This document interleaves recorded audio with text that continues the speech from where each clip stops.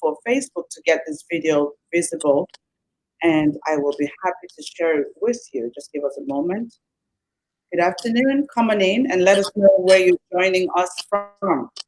We have a global audience this afternoon, so we would like to know what city, what country that you're joining us from. Thank you so much for making up time to be here.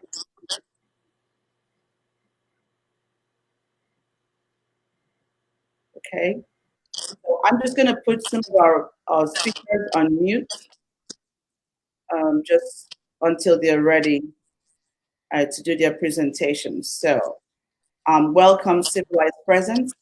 You're in the right place. So, coming in, oh, Dr. King, good to have you. Thank you. Thank you so much. Okay.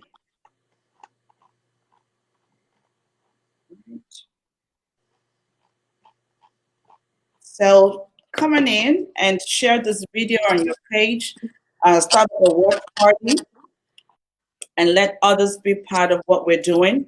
It's the World Civility Day virtual summit. If you can see the video on my page, let me know. On my personal page, I have it on my personal page, and you can please share, Dr. Businger. I have it on my personal page now. All right. Yeah, Thank you.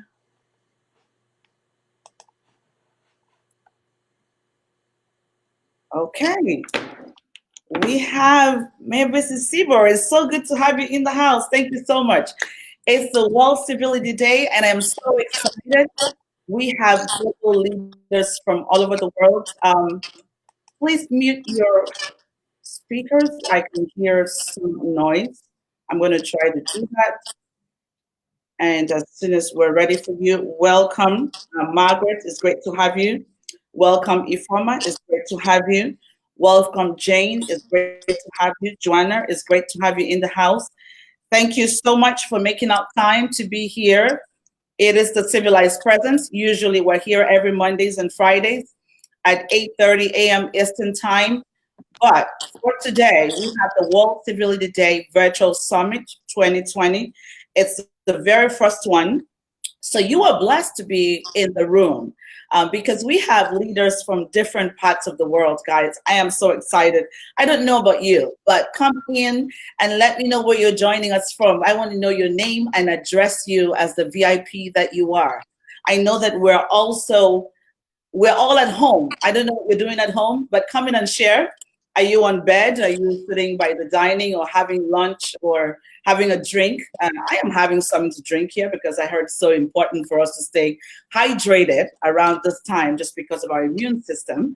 So I'm going to encourage you to come in with your notebook, come in with your pen, and grab a drink because it's so much for you to learn. The best of the best all over the world, they're right here today. Welcome, Joanne. It's so good to have you. Thank you so much for making out time to be here. I can see people joining from So Unique expert page. If I haven't mentioned your name, it's not because I do not care about you, just because I cannot see you right now. I can see your name. But if you come and make a comment, then I'm going to shout out your name. So thank you so much. The World Civility Day usually is celebrated on April the 9th every year. And of course, this event brings together leaders and individuals from around the world who are demonstrating the value of civility in various capacities. So you are blessed that this is the beginning of a new decade. We had planned to be in Illinois or Gary, Indiana, but we couldn't make it on the 9th. But of course, the message is so important, and this is why we had to get it to you. Now, have you seen the flyer? Have you done your registration yet? Have you seen the theme of the day? It was civility out of the box. We're taking civility away from the classroom, back to the streets, away from the classroom to your homes. And this is where you can learn how you can become a civility ambassador. So if you're interested in becoming a change maker, you are in the right place. Please stay glued on to the screen today and learn with us. There are different leaders from different parts of the world, so it doesn't matter where you are joining from.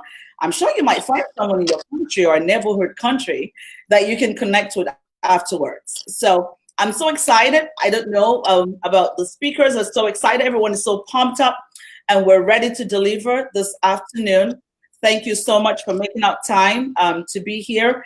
I know that Dr. Rivers will be with us very soon. We have some extremely interesting topics. I'm just going to go through the topics for today. Genius civility. We have positive influence with civility. We have the greatness code. We have how to let go of past hurt and avoid it from coming up in your new relationship. I thought that was great because we had a lot of questions yesterday about relationship building. So we have the expert in the house today. Solidarity economy in the global civility perspective. So guys, coming in and let me know where you're joining us from. And we have a lot more just for today. So um, do us a favor, give us some heart, but share this on your page. That is what is most important. Share this on your page and invite others to be part of this. Because if you find this valuable, I can assure you that there are people on your network or your platform who will find this valuable too. So some of you have never ever met me before. My name is Louisa Akaizo, and I am a master civility trainer and women development advocate, and of course a leadership expert and an executive director with the John Maxwell team. I work confidently with leaders and professionals that place great importance in themselves and their reputation. And of course, that's going to be you this afternoon. You made our time to be here. I feel extremely honored as well to share that I am the recipient of the World Civility Day Ichange Nation African Women Award of the year 2020. And I am also the founder of the Civility of the Girl Child Day Initiative. And this is going to be celebrated every October 13th of every year as the International Civility for the Girl Child Day. Our mission with that initiative is built on the concept of golden rule, civility, image, and leadership. So that's going to be a day where every girl child should be encouraged to find their voice, embrace their flaws, develop the capacity to lead others unapologetically with their girl power. So that's who I am.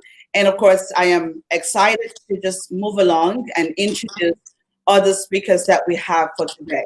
So right with me on the screen is Dr. Patrick Businge. We're going to get started with Dr. Patrick Businge because he's on the screen and I don't want to lose him with connection, so I'm not taking him off. So we're doing it first. Dr. Patrick Businge is the World Civility Day Ichange Nations European Person of the Year 2020. And he born in Uganda. Professor Patrick Businge did not let his circumstances characterized by war and abject poverty become his standard. Following his dreams while believing that no condition was permanent, he took steps to raise above his circumstances and made greatness his benchmark. Upon completing his PhD, Professor Patrick Businge has gone on to become the founder of Greatness University, the world's first institution dedicated to discovering, unlocking, and monetizing greatness in individuals and business. So if you've ever thought about greatness or imagined it, you are in the right place. Dr. Businge is right here with you and can hold your hand and give you the tools and strategies on how to achieve greatness. Professor Patrick Businge has researched kings like Omukama Oyo of Toro. I hope I got that right. Yes. The longest ruling monarch as recorded in the Guinness Book of World Records. He has partnered with world civility leaders like His Excellency Dr. Clyde Rivers, Ambassador at Large for Burundi, and founder of Ichange Nations. He has researched celebrities like Les Brown, the world's #1 motivational speaker. He has branded businessmen like Antonio T. Smith Jr., currently running to be the President of the United States of America. He has researched renowned church leaders in the UK like Archbishop Doye Agama and churches like the City of Refuge in Delaware, USA. He has coached and advised African queens, princesses, royal ministers, and other professionals on how to document their greatness. Professor Patrick Businge has written several articles, published approximately 12 books. Okay, this is powerful. Co-authored with over 200 people, and through coaching, mentoring, and consultation, He continues to help individuals, businesses, organizations, kingdoms, and nations rewrite their lives and rewrite their future. So he is the founder and chancellor of Greatness University, an inventor of the World Book of Greatness, a creator of the World Greatness Day, a co-creator of the World Greatness Award, representative to the United Nations, distinguished fellow awards and recognitions are among 2020 World Civility Icon for Europe, 2020, the Power of Collaboration Lifetime Achievement Award, 2019, Distinguished Fellow of the Order of St. Hadrian of Canterbury. 2019, he had another doctorate in professorship, and 2018, Authentic Leadership Award. So, ladies and gentlemen, join me to welcome Professor Businge. It's so good to have you. Can you take a moment to say hello to the audience, Dr. Businger? And of course, also to go ahead with your topic of the day, which is a greatness code. Over to you, Dr. Oh, Businger. thank you very much, Dr. Kaiser, for that amazing introduction. It can't get better than that. Thank Thank you. you. Yes, and it's very, very great privilege for me to be in the presence of greatness, and that is your greatness, and that's your civility, and all the great people who have joined us this afternoon and this evening in London. So it is very important that we think about civility. But when we look at civility and the way we should treat others and how we would like to be treated, we are led to discover ourselves. And that brings me to the topic of my expertise, which is greatness. One of the quotes that I really love is from the great Nelson Mandela. Spent 27 years in prison and walking out of prison, becoming the first Black president of South Africa. One of the statements he said was, sometimes it falls upon a generation to be great. You can be that great generation. The Mm, problem is at the moment we are facing a world which everything seems to be crumbling with the coronavirus or COVID-19. So statements put us completely unset us. It's very hard to believe that we can be that great generation. How is that going to be possible in the circumstances we find ourselves? Most of us, if not, most of us, we are locked in our houses. And that reminds me one of the quotations that keeps me going this time of lockdown almost in every country, every continent, mm, is that yes, we can be locked into our houses, we can be locked into our countries, we can be locked into our continents, but no one can lock our minds. In other words, our minds have the power to travel wherever they want to travel, and no one can lock those minds. mm, And that's why I'm here today to talk about the greatness code. How can we use our minds to expand our influence? How can we use our minds to expand our affluence? How can we use our minds to create our best lives? So one day I had gone to a funeral, and one of the things that really made me sad in that funeral, of course, most of the time funerals are sad moments, but one of the other things that really made me sad was the realization that and sitting through that funeral, listening to the great things people were speaking about the person who had died, what he had done, and how he had changed other people's lives. The sad thing was that people were saying all these things about that person, but he was not there to listen to those things. So I said, actually, we celebrate more than often. We celebrate people's greatness when they are dead. Why do we have to do that? Why can't we turn the leaf, turn the page around, and celebrate their greatness when they're still alive? And that led me to creating Greatness University. That led me to engage in greatness research. That led me to help other people discover, develop, deliver, and celebrate their greatness. But the problem is, most of us don't know what greatness is. I was reading one of the books and it came about a story. In the late 18th century, there are lots of explorers who headed into Africa, and they found lots of people with land, with whatever. They had lots of things with them. And then they went to one of the villages. They found these two children, and they were seated down and playing with stones. So these explorers said, actually, could you give us those stones, and then we'll give you sweets? So the children exchanged the stones with the sweets. Little did they realize that what they had given these explorers were diamonds. They didn't know they were diamonds. They traded the diamonds for sweets, and that's what most of us are doing with our greatness. We're trading our greatness for cheap. Why do I say that? Because we are not aware that we're holding that greatness within us. So during this lockdown, I took a time to write what I call the Greatness Code. And what the Greatness Code is about is that system that it's like a sat nav, it's like a compass to help us navigate to our greatness. And how did I do that? In the Greatness Code, I talk about what greatness is. And really, for me, greatness is the ability for someone to discover the inward, the outward, the upward, and the downward dimensions of their being. Yes, we're human beings.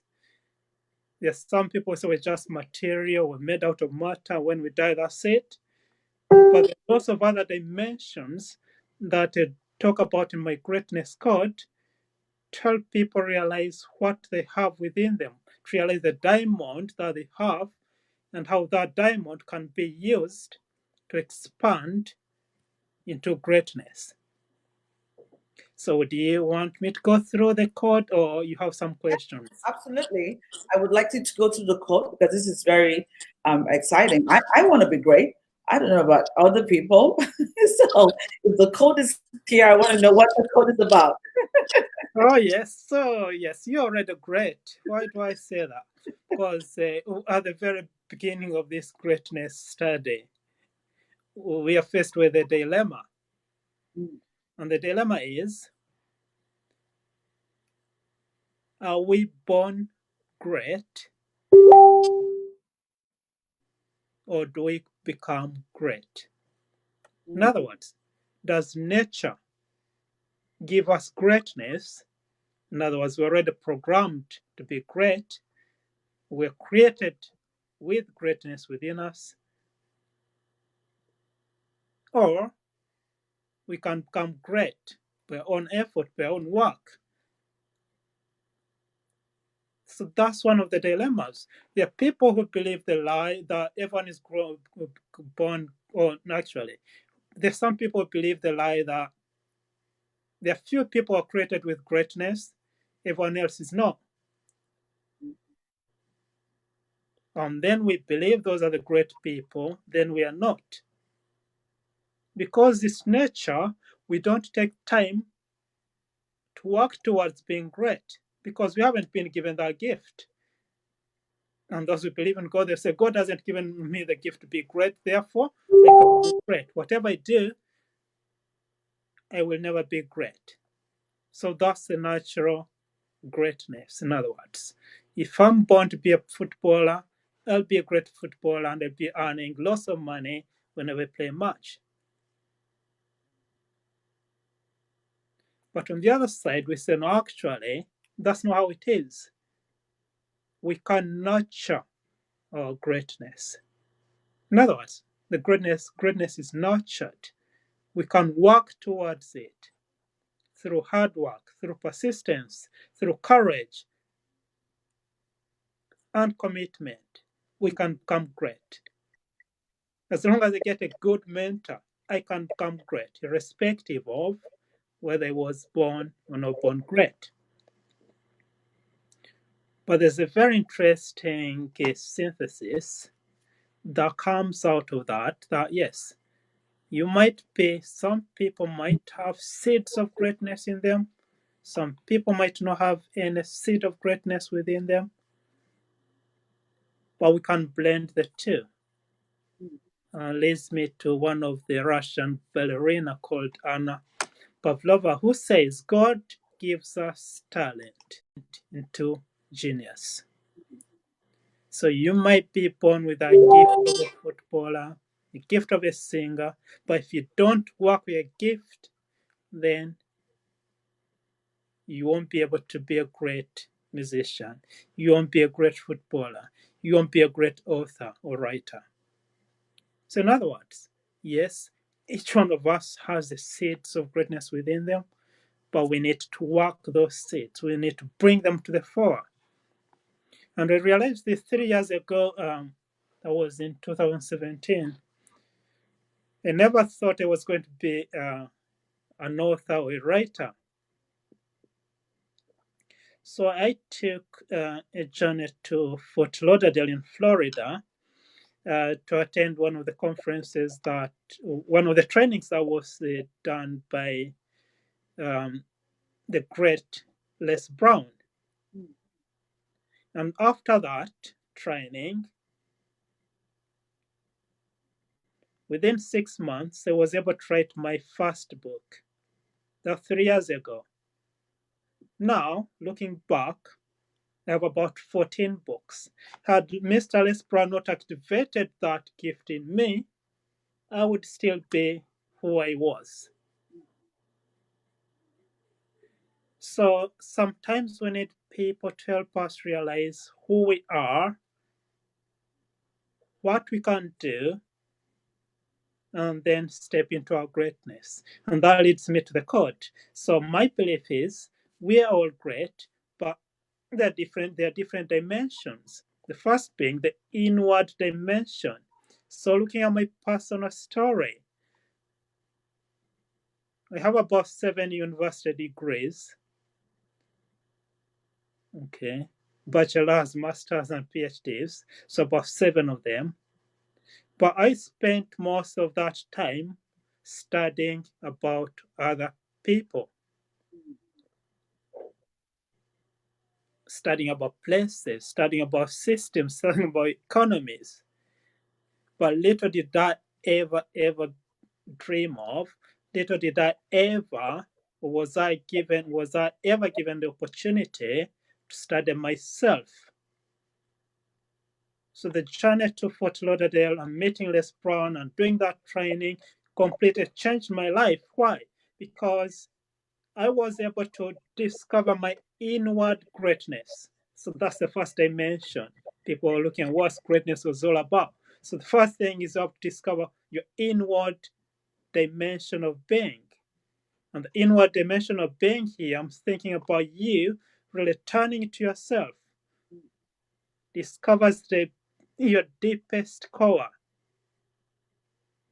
And there, finding what is that you're made of, what is that you're living for, what is that makes you be who you are. So they're able to discover your inward dimension. And that's why our uniqueness comes in. Each one of us is unique. Dr. Akaizo, Dr. Nelson, we're all different. So there's a uniqueness. So even if I gave you my systems, you can never do what I can do. Why? Because you're unique. But you need to discover that uniqueness by turning to yourself. Just as Socrates said, know thyself. So the ability to know yourself helps you tap into the potential in you and ask the question, what will happen to me if I don't do something for myself? What will happen to me if I don't do something for myself? So, discovering the purpose, discovering your uniqueness, discovering what you're made for, discovering what you're living for, discovering what you're willing to die for.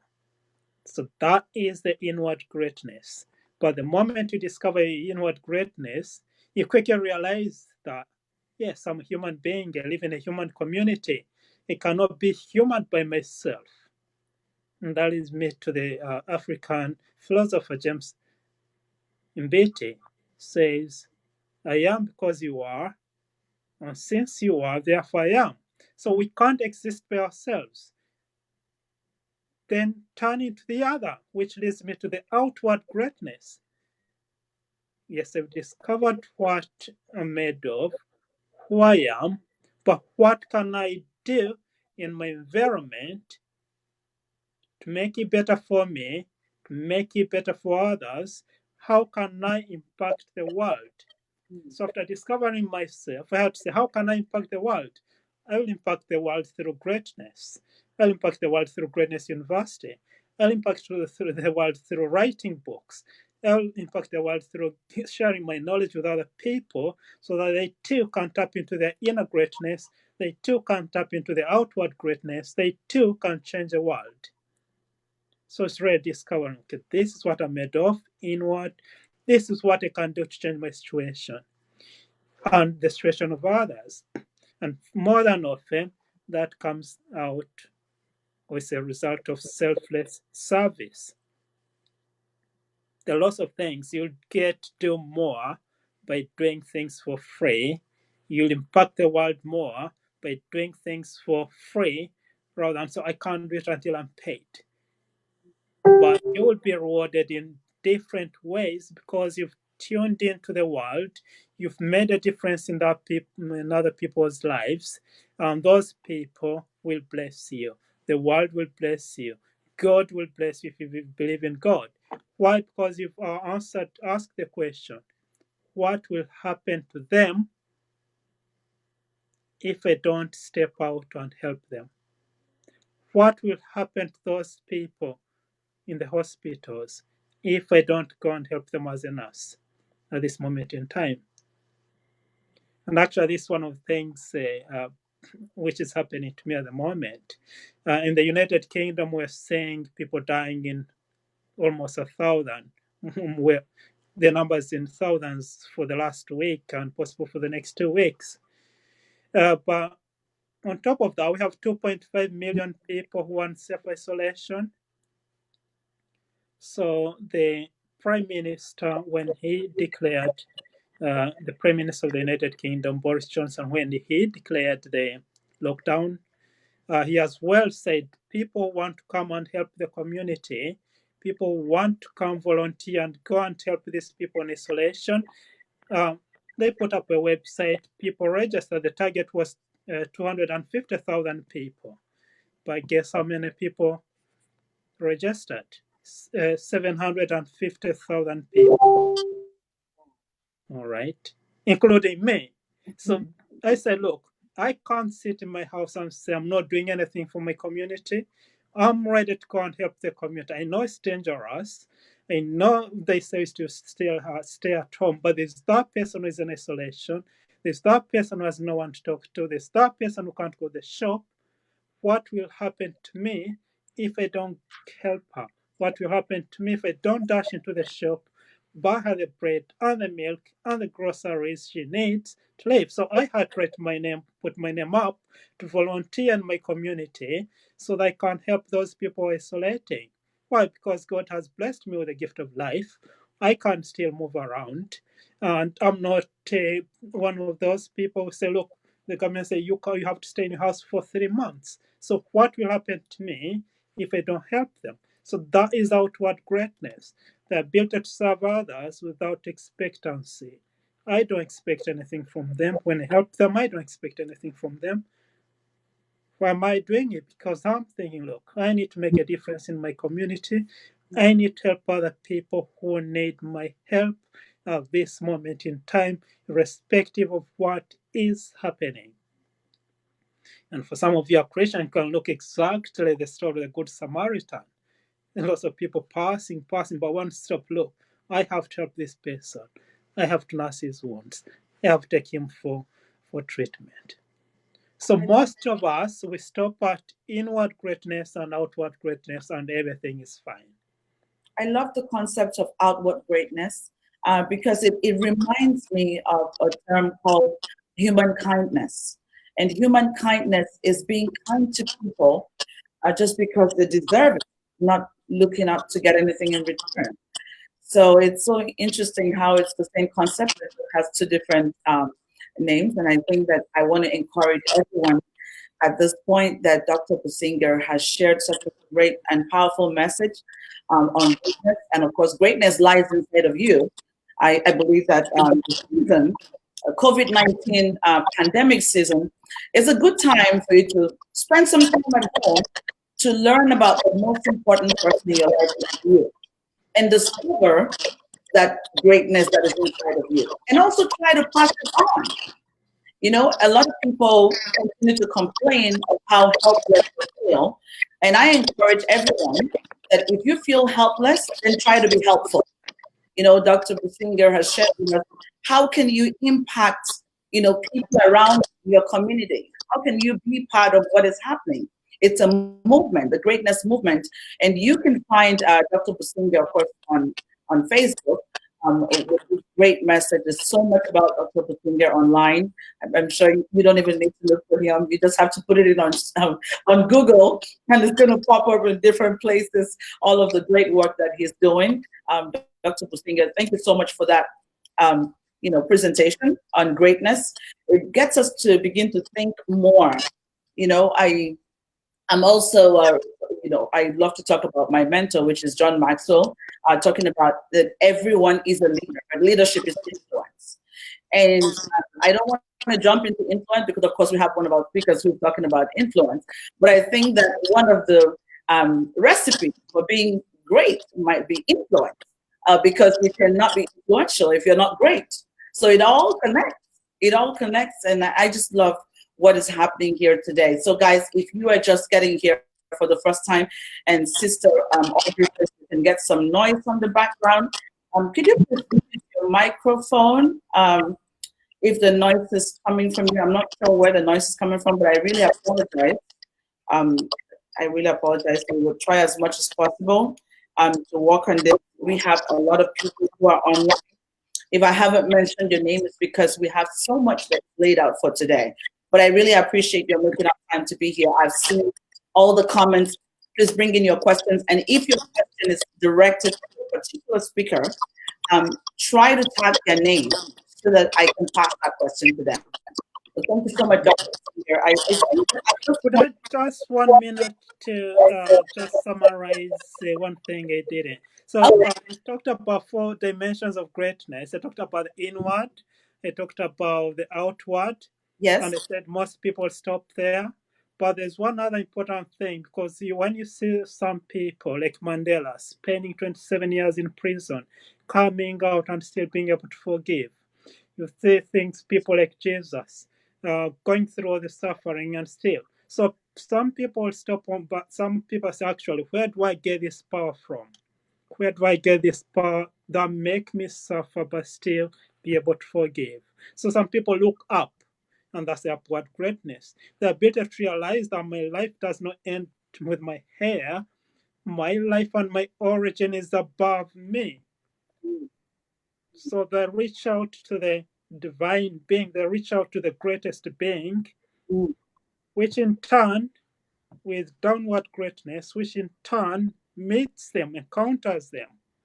And through that relationship, then they even explode into more greatness, because they realize that life is not just material, life is not just as we know it.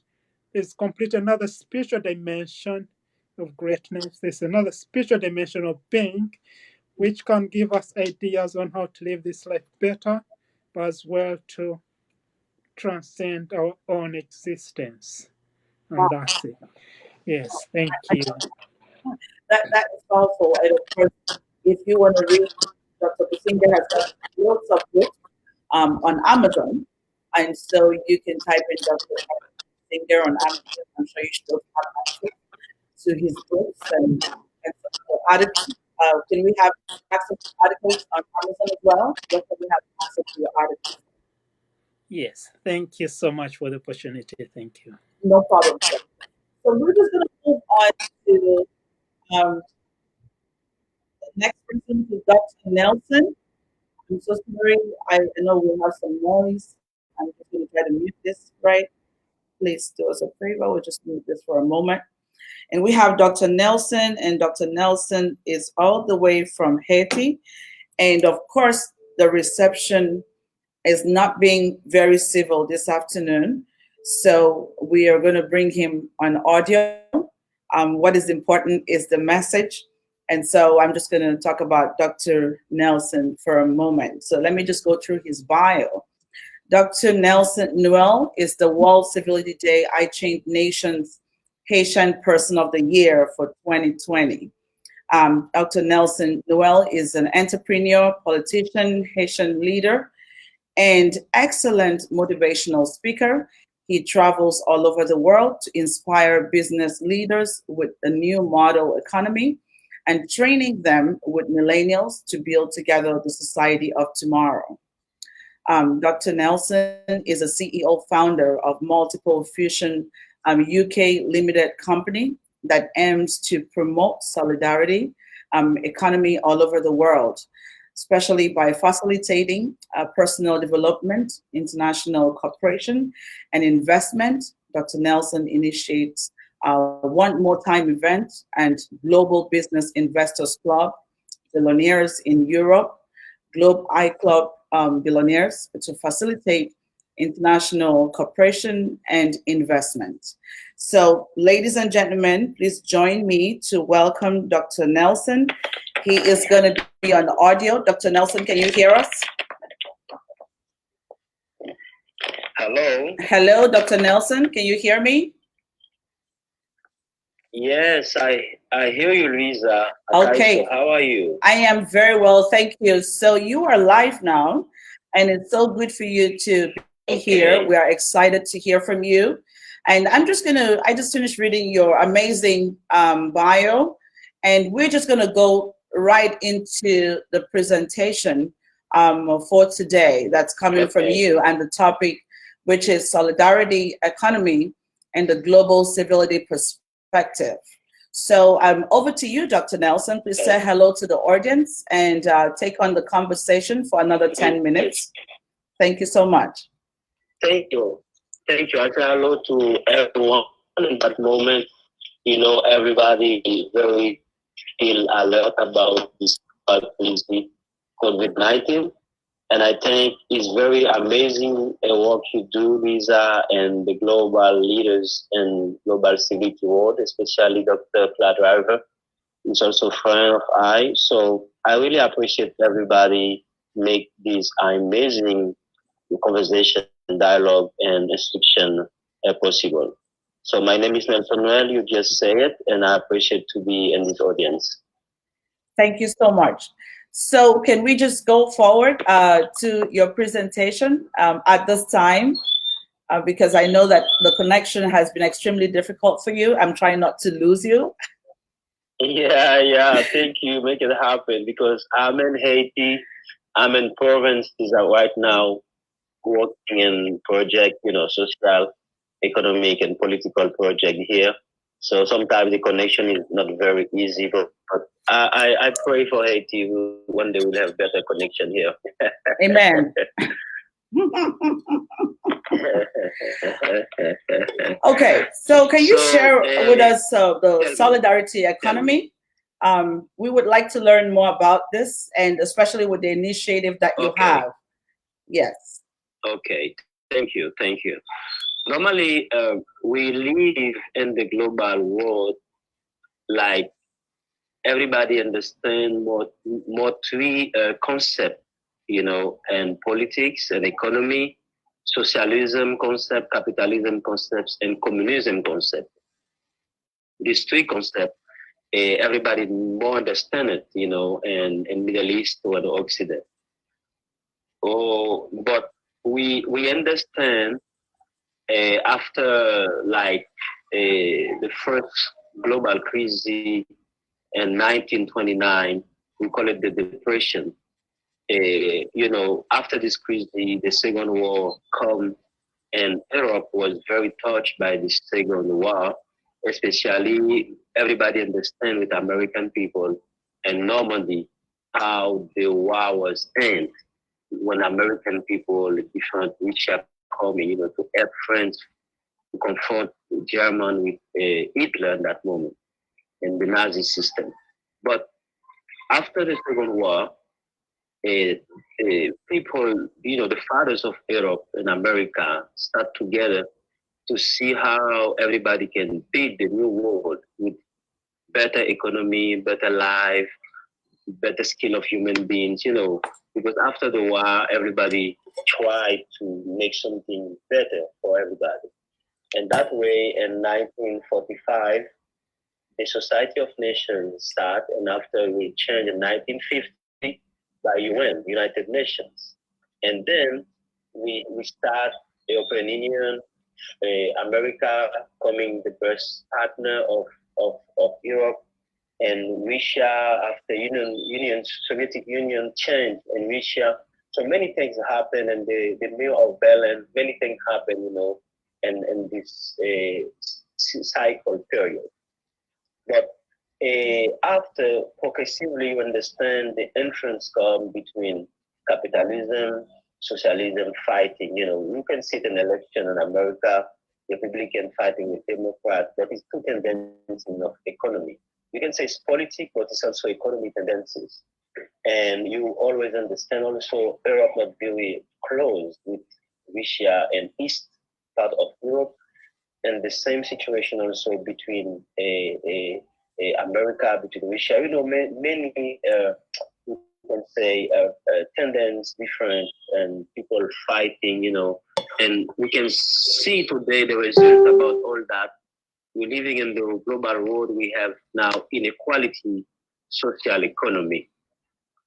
So now the concept, solidarity economy, for me, is something so important because when we see now about the COVID-19, how it's impact the global world, we can understand already the world will be never the same, and we are already in transition for the new world. I don't know if everybody understand me well, my English and the sound. Oh, yes, absolutely. It's very clear. Okay. Yes. Okay. So I must speak French English, so I hope everybody can hear very well my pronunciation. Yeah. Thank you. So now, by this crazy, it's very deep. I have one thinking, for everybody. If somebody passed away in this crazy, or everybody in quarantine home, but it's also opportunity to say the new world start already. Everybody have to start to thinking differently. I hear Dr. Batonge about greatness. Very nice topic. Greatness code.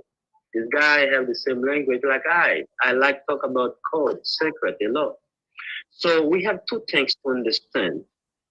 When I speak about solidarity economy, I can tell you in 1986, some leaders start to think how we can develop one new model economy between capitalism and socialism and communism. Because the socialism like model protection of social, the communism like everybody on the same page, but the capitalism want everybody have autonomy about your finances, about your future, and make your money. But at the same time, we can see some people rich, some people poor.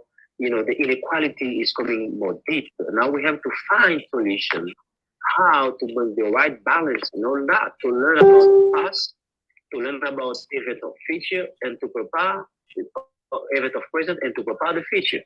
So that is the way to promote the solidarity economy with multiple fusion. I create this company exactly for that, to promote solidarity economy by personal development, international cooperation, and investment. Why solidarity economy? The solidarity economy is between the communism, the capitalism, and socialism. is the right balance in society. The right balance. We need balance in society. We can build, when we talk about equality, that would mean everybody has to be 100% the same, because everybody has its own originality, its own capacity. We have to give value about the hard work people are doing, give them benefit for that. But we have to build the new society when everybody has the same opportunity. When we speak about the same opportunity, it's like the same open door, but now it's the person will make the difference themselves about his talent, about his capacity and character. The solidarity economy means working to have profit, but the profit have to be in benefit of everyone. Because if I'm rich alone and my neighbors struggle with poverty, I'm not in security. I have now to have many guys in my door to give me security everywhere I'm going. Why? Because I don't build society around me to make them also feel better, develop themselves, to have the same opportunity I had. So we see in the world past, the past world, I already think about before the COVID-19 is the past world. Now we're in transition world to coming in the new society. And the world past, everybody like proud about your own achievement. That is very nice. We have more spirit up about champion. Everybody like to be a champion. That also very nice. But how many heroic people you have too? What is different between heroic person and champion? The champion look for himself to be proud, to be achieve something as himself.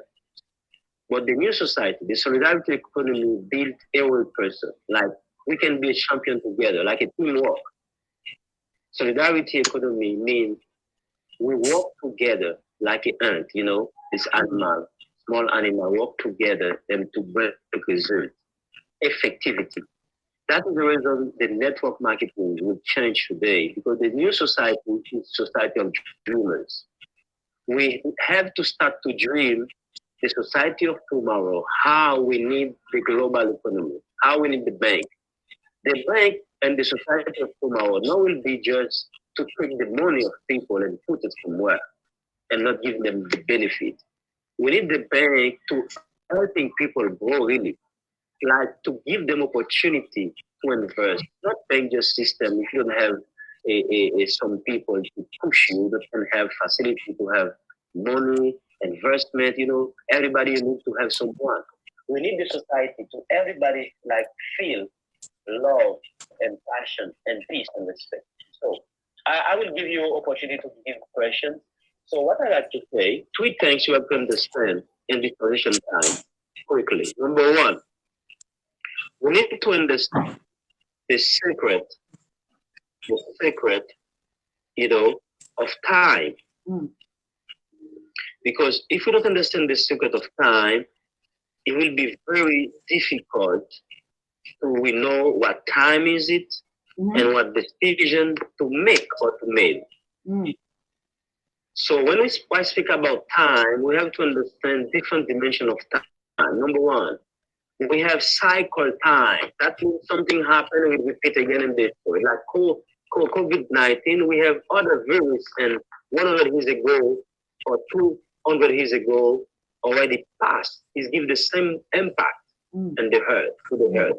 So that we call it cycle time, cycle event in the time. The second dimension of the time is chronos time. When we count about before Jesus cried, after Jesus cried, that is the chronos time. We talk about 1929, the event happened, the crisis 1929, after the second crisis, crisis 208, and we see how the global world react to this crisis. And now, in 2020, we see again one other crisis. This is chronos event. But we have another dimension of time, we call it Kairos time. So the Kairos time is people have to understand I am born in this time of the crisis to bring a solution, not to complain the problem, but to see how to bring solution in the marketplace and the global. This is also for church leaders, for believers or non-believers, everybody right now.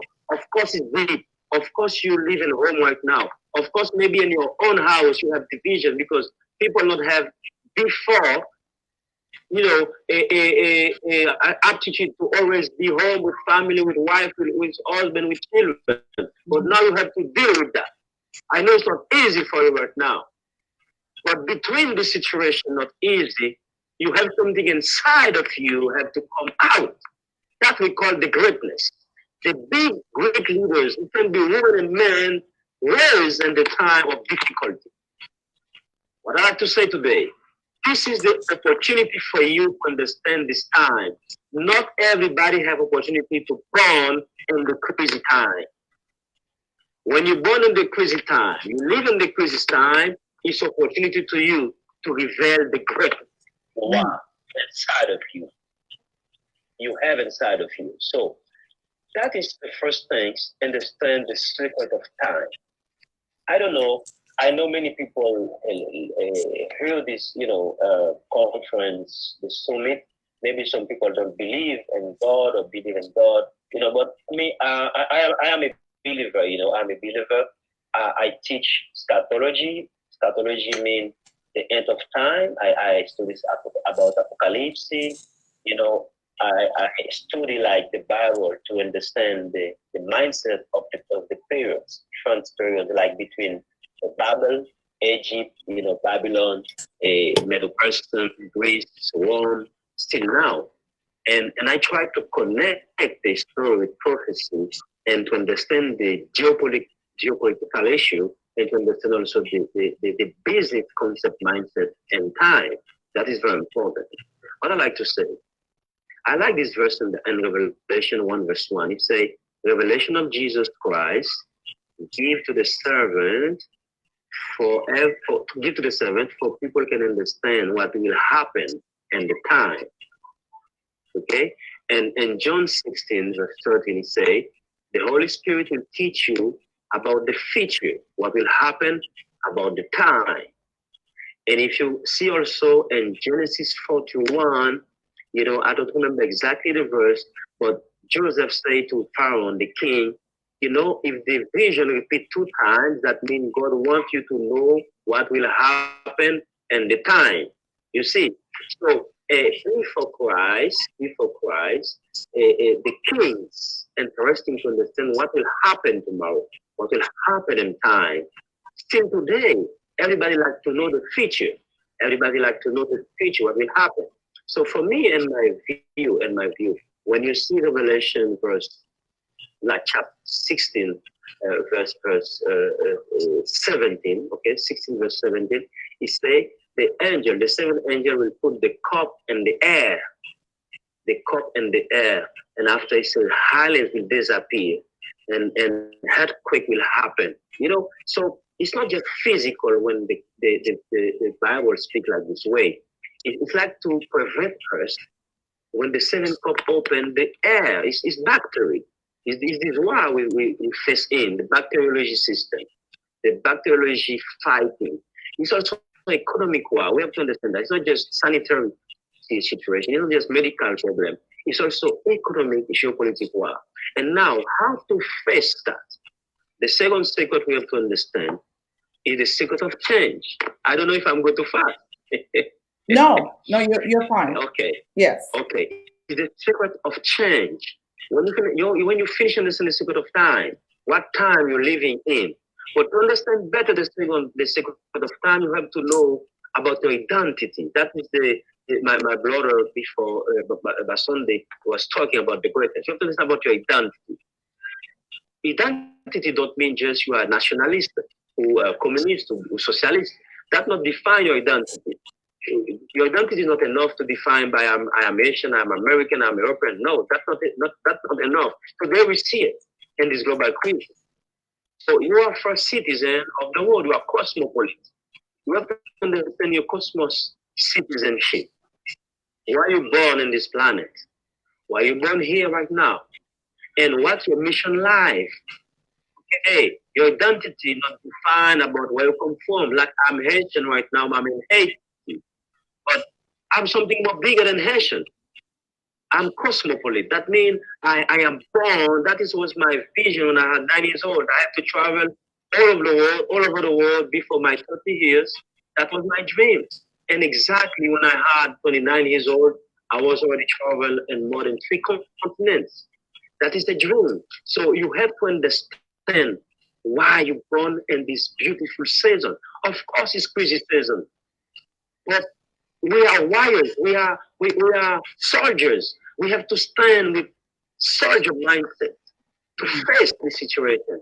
Of course, it's already there. The vision is already there. But now, okay, everybody can confine in home and content. But imagine this crisis in 40 years. Everybody will stand in home to die.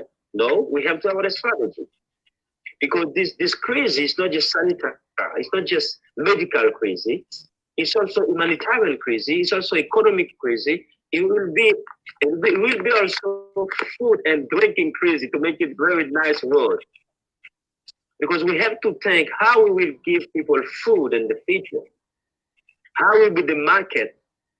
You have to understand all that. What other model we will bring?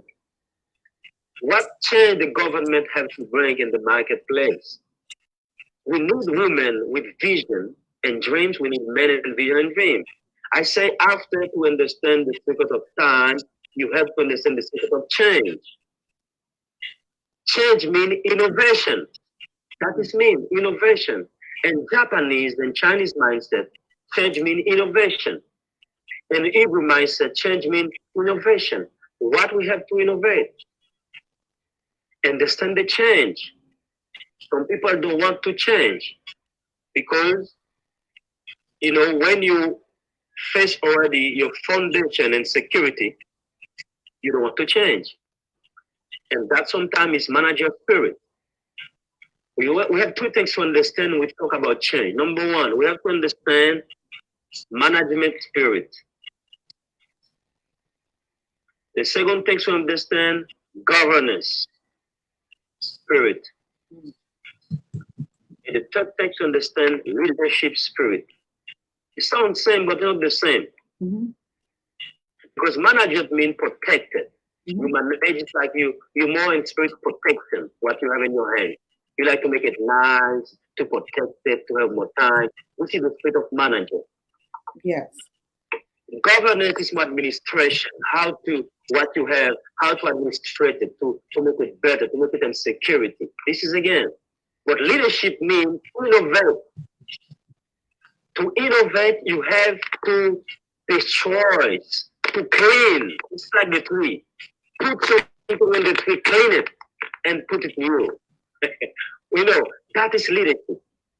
We have to accept something have to change today.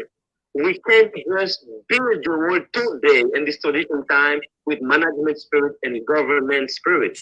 We need leadership spirit. Leadership spirit is governmental spirit. It's decision spirit. Don't fear to take the risk. Don't fear to take the decision. Don't fear to change your habits. Don't fear. Of course, your company may be locked down right now. Your activities, your job, you lose everything. I'm very sorry for that. But I'm a leader to tell you, now is the time to raise in your mind, in your spirit, and your soul, and to face your destiny. Because the greatness you have inside of you is opportunity for you to go in the fire of imagination and to bring something new. Mm. That is very important to understand, the change. You have to understand management spirit, governance spirit, and leadership spirit. And the third one, the society of tomorrow. I will end with that one. The society of tomorrow is connect with the solidarity economy. Solidarity economy means how we can work together like we do in this summit program. We are connected together to each other, to share with each other knowledge. We can share also benefit together. We can share also vision together and dream together. That is the society of tomorrow. I have one company, I'm part of it. I don't want to make publicity because I respect this program. This company, I'm part of it, and I give training leadership for the business people in this company. This one company have more than 16 million of people. Just in US, we have 5 million of members. But you know, 70% of the company go to the agent, to the members. 30% just go and the company. Like 40%, okay, sorry, 70% go to the members and the 30% just go to administration or a lot of stuff. So we need to build new model economy, not just to be rich alone, but to help people to drop themselves and to make success. It's not normal in the old system. Somebody work very hard and still eat, and somebody just coming work for 1 hour and is already more than 5. You can multiply it by 10 the monthly salary this person when someone working very hard every day. That's not normal. Of course, we have to have gratification about the capacity, the ability, because we go to study and invest a lot in ourselves. That is good. But we have to build model economy. The person feel more low in the company, feel part of the company. That is the new concept. And agriculture also, the farmers. Sometimes people forget the farmers, but today the farmers have value in the global world because everybody now needs food. Now we remember the provinces, now we remember the farmers. I'm here in the provinces, not right now because the COVID-19. You know, I travel all over the world. I living in Europe. Sometimes I'm in Africa, in America. I'm everywhere. But I always remember where I come from. When I'm coming here, I go in the provinces with the people, with the families to eat together. But today, you know, I feel home. You know why? Because I do it before. But if I don't do it before, I just come now to do something. People say, you see, because now you have COVID-19, you left America, you left Europe, you come here. But you know, I have already project here for them. And all of them feel, oh, we are happy you are here. So understand the solidarity economy. You have to understand your time.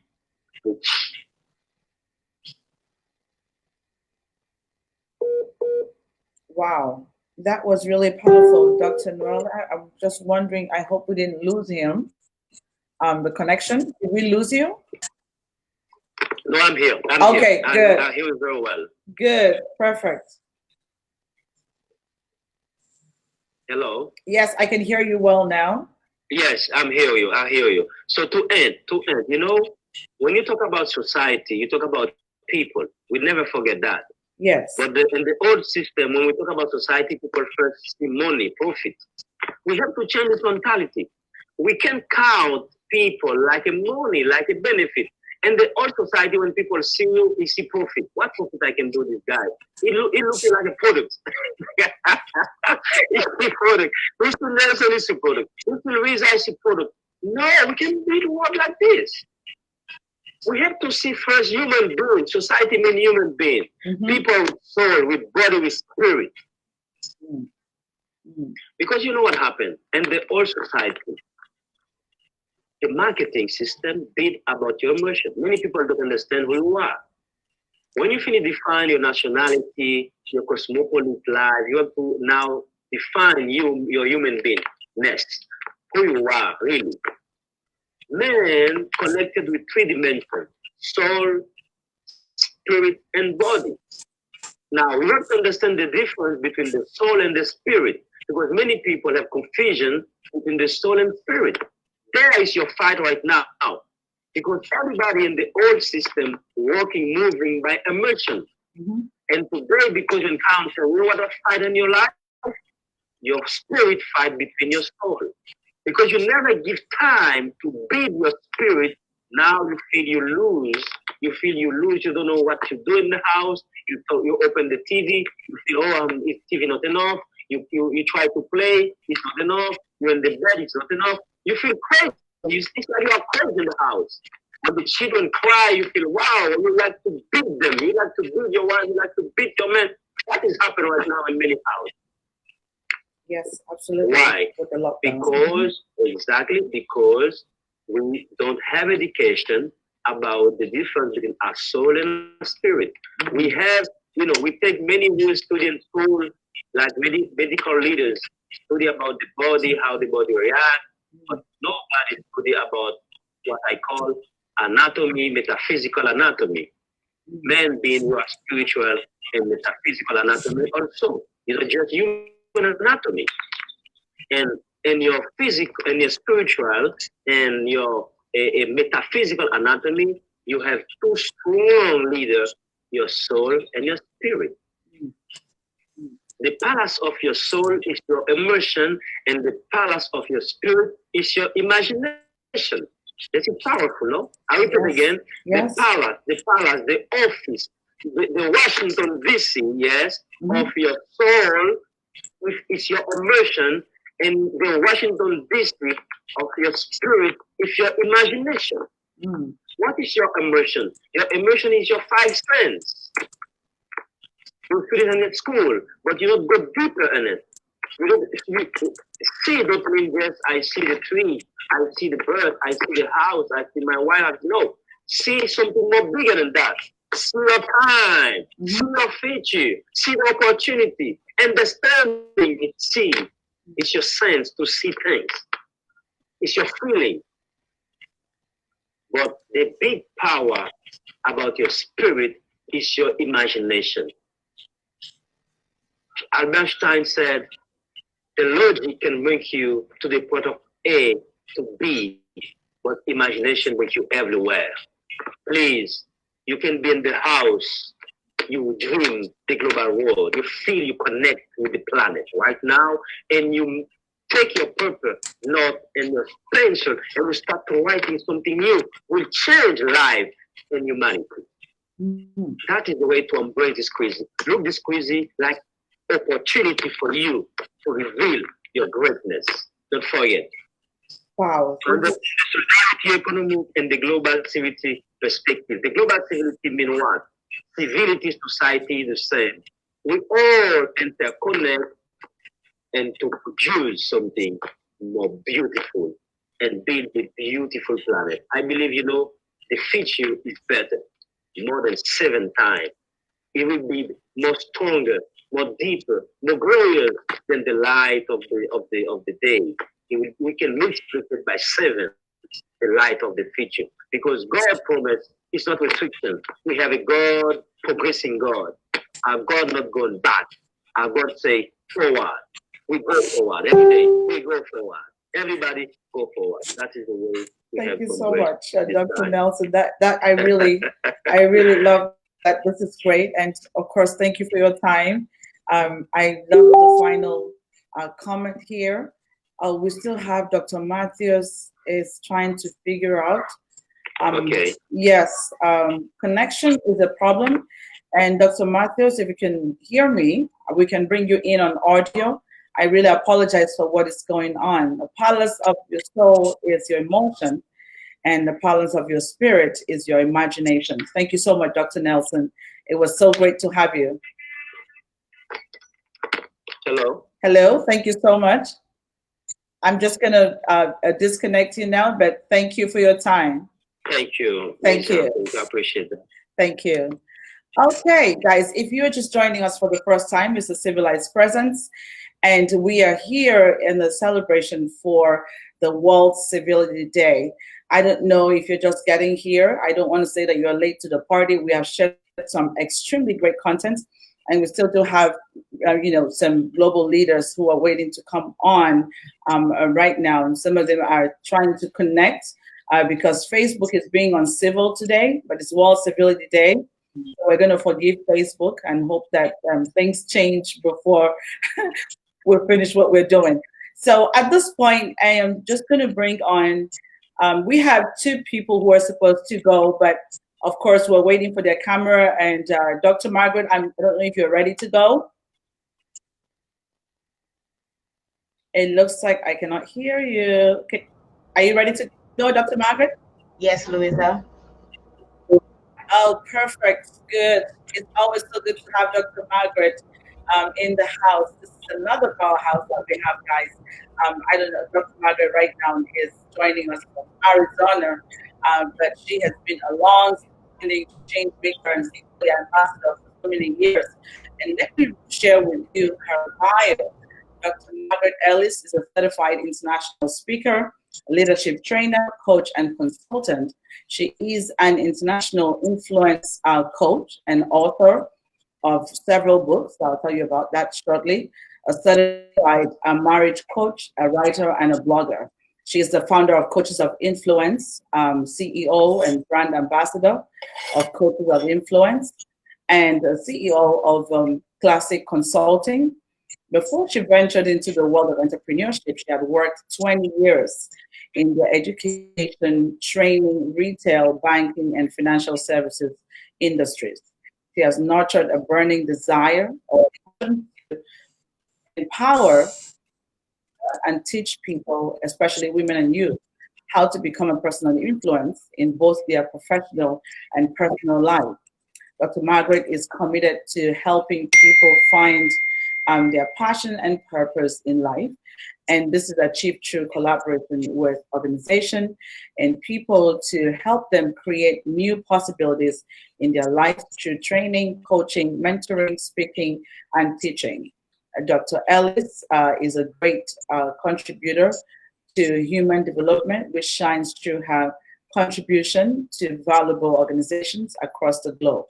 In addition to serving at different capacities in 5 non-profit organizations, she has also served as, or continues to serve, on the board of directors for Texas West Africa Chamber of Commerce, board of advisor for the continent of Africa, and an appointed interfaith peace ambassador for Ichange nations, along with her recent appointment as World Civility Ambassador.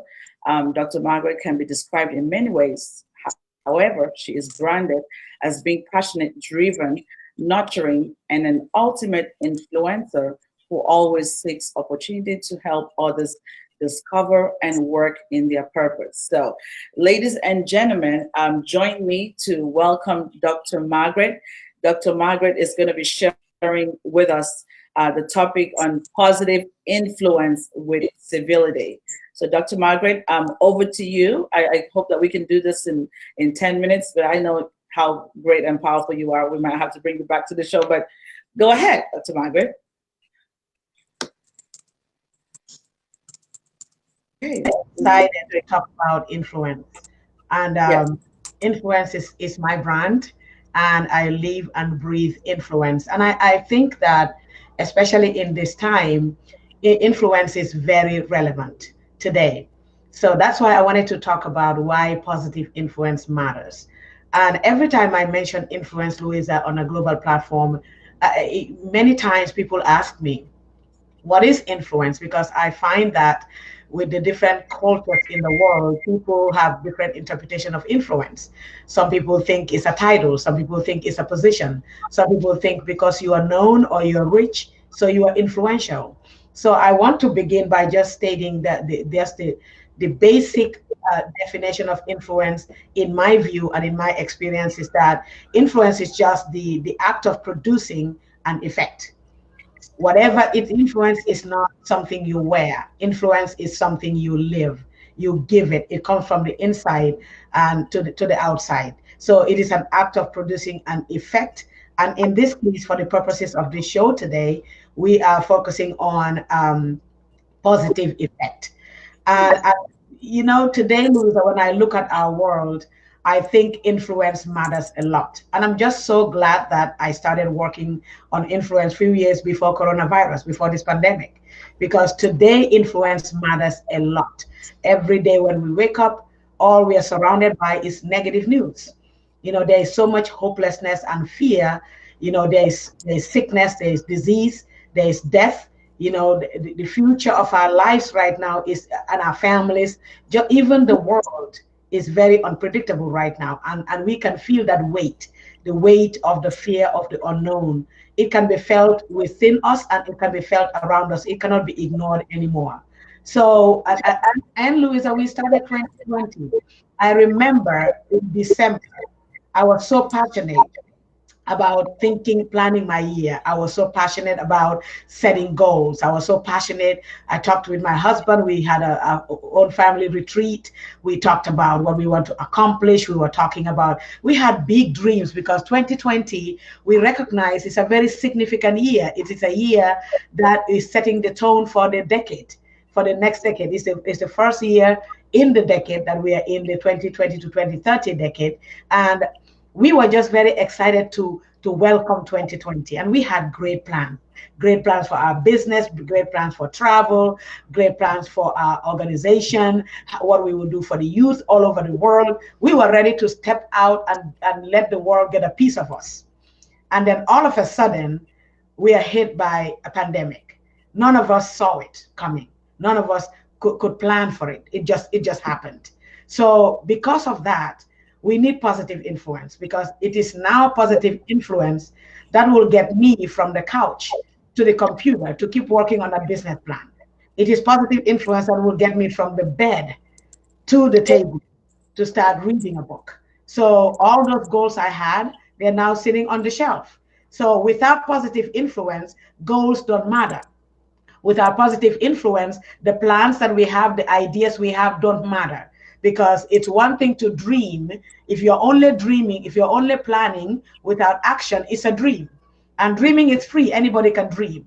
But then the most important thing is to turn your dreams into action, to turn your dreams into reality. And for that to happen, you need a push. You need positive influence. You need a fire to be lit within you, inside of you, so you can actually step out and fulfill that purpose. And Louisa, positive influence matters today. It matters. My message, I'm going to keep sounding the alarm. I'm going to keep talking because, Louisa, this pandemic will pass. Yes. And the effect of it in our lives and the world will be greatly felt when the dust settles. It will be felt. This is not anything minor, it's major. Our world will be forever changed by this experience. So we need to be prepared. We need to be prepared to face our new reality. And that cannot happen without positive influence. I can tell you that it cannot happen without positive influence, because we are right now, most of us are just thinking of doom. We are we are predicting that the world is ending. We are predicting that some people believe there's no point to even work on anything right now. I don't need to look right. I don't need to dress right. I don't need to sound right. I don't need to eat healthy because it doesn't matter. I'm going to die. Well, that's just a thought. I can guarantee you, with positive influence, you're going to turn that negative energy into positive energy, and things can happen. And what we are doing right now, even with this series, with this topic today, this conversation we are having, Louisa, what we're doing right now is dispensing positive influence to our audience. Whoever is listening or will listen is going to draw the positive energy from us today. And if they had their goals on a shelf, if they had given up on whatever they thought about doing in 2020, I believe they'll be pushed. They'll be pushed to get off the couch, to get off the bed, and get to that computer, get to the table, get on the phone, whatever it is that we need to do, and so we can get moving. So being a positive voice is what positive influencers do. And that voice is not only for other people, it begins with self. Louisa, if I cannot motivate myself, what I carry is what I dispense. And what I give is what it reveals who I am. So I need to be motivated myself. I need to be positive. I need to have a positive outlook. I need to wake up every morning and say, hello, world, what do you have for me? Despite the fact that people are dying around me and so much is happening, I need to be ready every morning to get up and say, I am up on my feet. I am breathing. I need to go back to that folder. I need to go back to that computer, wherever those goals are kept. I need to keep working, because somebody in the remote part of this world needs to hear my voice. Somebody needs to read my book. Somebody needs to be in my session. I need to coach somebody so they can be everything they are created to be. And that is why positive influence matters a lot. And I'll share, I know stories are very relevant. I have a personal story that I documented in both of my influence books. And this is a personal encounter I had with positive influence. Back in 2002, Louisa, I was working for a financial institution, a bank. And I was an international student with an international student status. There was not much happening for me because of my status. And I was just trying to find myself in a foreign land. I had just emigrated to the US for like 3, 4 years. And I was still trying to find myself. I was still trying to position myself. I was still in this new job, wondering, where do I go from here? I was trying to find my career path. I was trying to find my passion and just being able to align my passion with my purpose. And these things sometimes we cannot do on our own. We need help. That's why we need positive influence. Then I encountered a lady in the quest of finding myself and growing my passion and growing my career. I accepted an opportunity to be trained for a leadership position within the bank that I was employed at the time. And I started attending the training classes, which was supposed to be for 6 months or so, attending classes once a week. And then I encountered this lady. Her name is Anita Kelly. And Anita opened we talked for a while, and Anita said, "What are you doing here?" I said, "Oh, what do you mean? You're the leadership trainer. I'm here to train for a leadership position."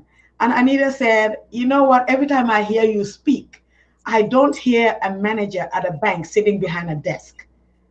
I hear someone who's supposed to be in front of people, in front of an audience, speaking and dispensing good news."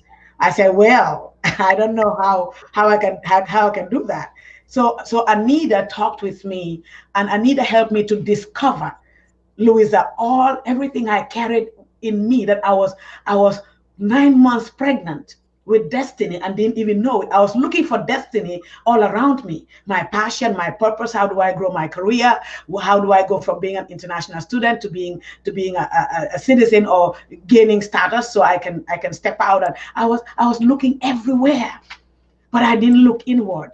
And that's what Anita did for me as an influencer. She said, "Margaret, look down, look within, look deep, because everything you're looking for, you are carrying it. It's already in you. All you need is someone to hold your hand, someone to show you how to unleash it, someone to show you how to be a professional, someone to show you how to not be so African, and just be able to flow with the system and flow with the people. You just need to step out, away from where you are, look up and see what is ahead of you." That was exactly what I needed to hear at the time. And it didn't just stop at identifying. Anita didn't just give me a speech. She said, "You know what? I will take you under my wings and I will mentor you, because I want you to develop these skills and I want you to use them, because I believe that you are going to be one of the greatest leaders this bank can ever produce." And she wasn't just thinking of the leader that sits behind the desk and gives orders. She was thinking of the leader that steps out there at my level, as a senior teller at my level. What can I do to change the environment around? What can I do to be that flavor where I find myself? So years later into this mentorship, I landed my first trainer job. And that trainer job turned into a lifetime career of becoming an ultimate influencer. From that trainer job, now I find myself as a global influencer, traveling, coaching people, training people, speaking to people. I mean, helping young people shape their future and their destiny. And it all started with somebody sowing a seed of positive influence in my belly. This, Louisa, is the power of positive influence. That's why it is so relevant today. That's why it matters so much today. That's why we cannot keep positive influence off our shelf. It has to be one of the ingredients that we rely on in this time. And after all that I said, someone may be thinking, yes, it's easy for you to speak this way because you're already an influencer. You're already there. You're writing books about influence. You are speaking on global platforms about influence. You are coaching leaders in how to unleash their power of influence to make a difference. You are talking to married couples in how to unleash their power of influence in their home to turn the environment around. You are helping young people to find their why in life. So because you do all this and you know all this, it's easy.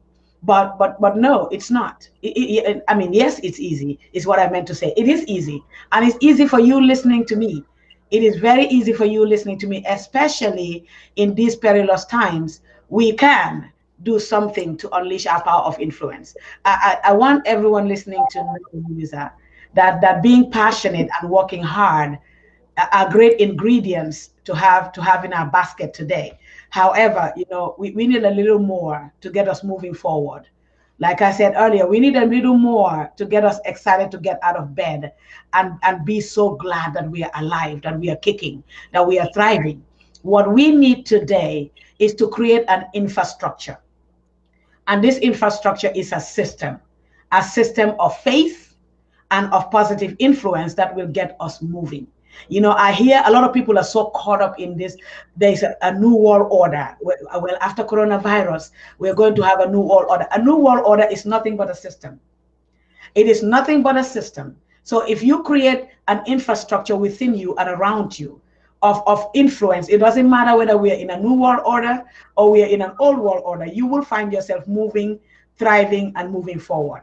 And this system of positive influence, the reason it matters so much, because this will help you to identify the attachments. The reason we are so stuck, because we have attachments, we have clutches.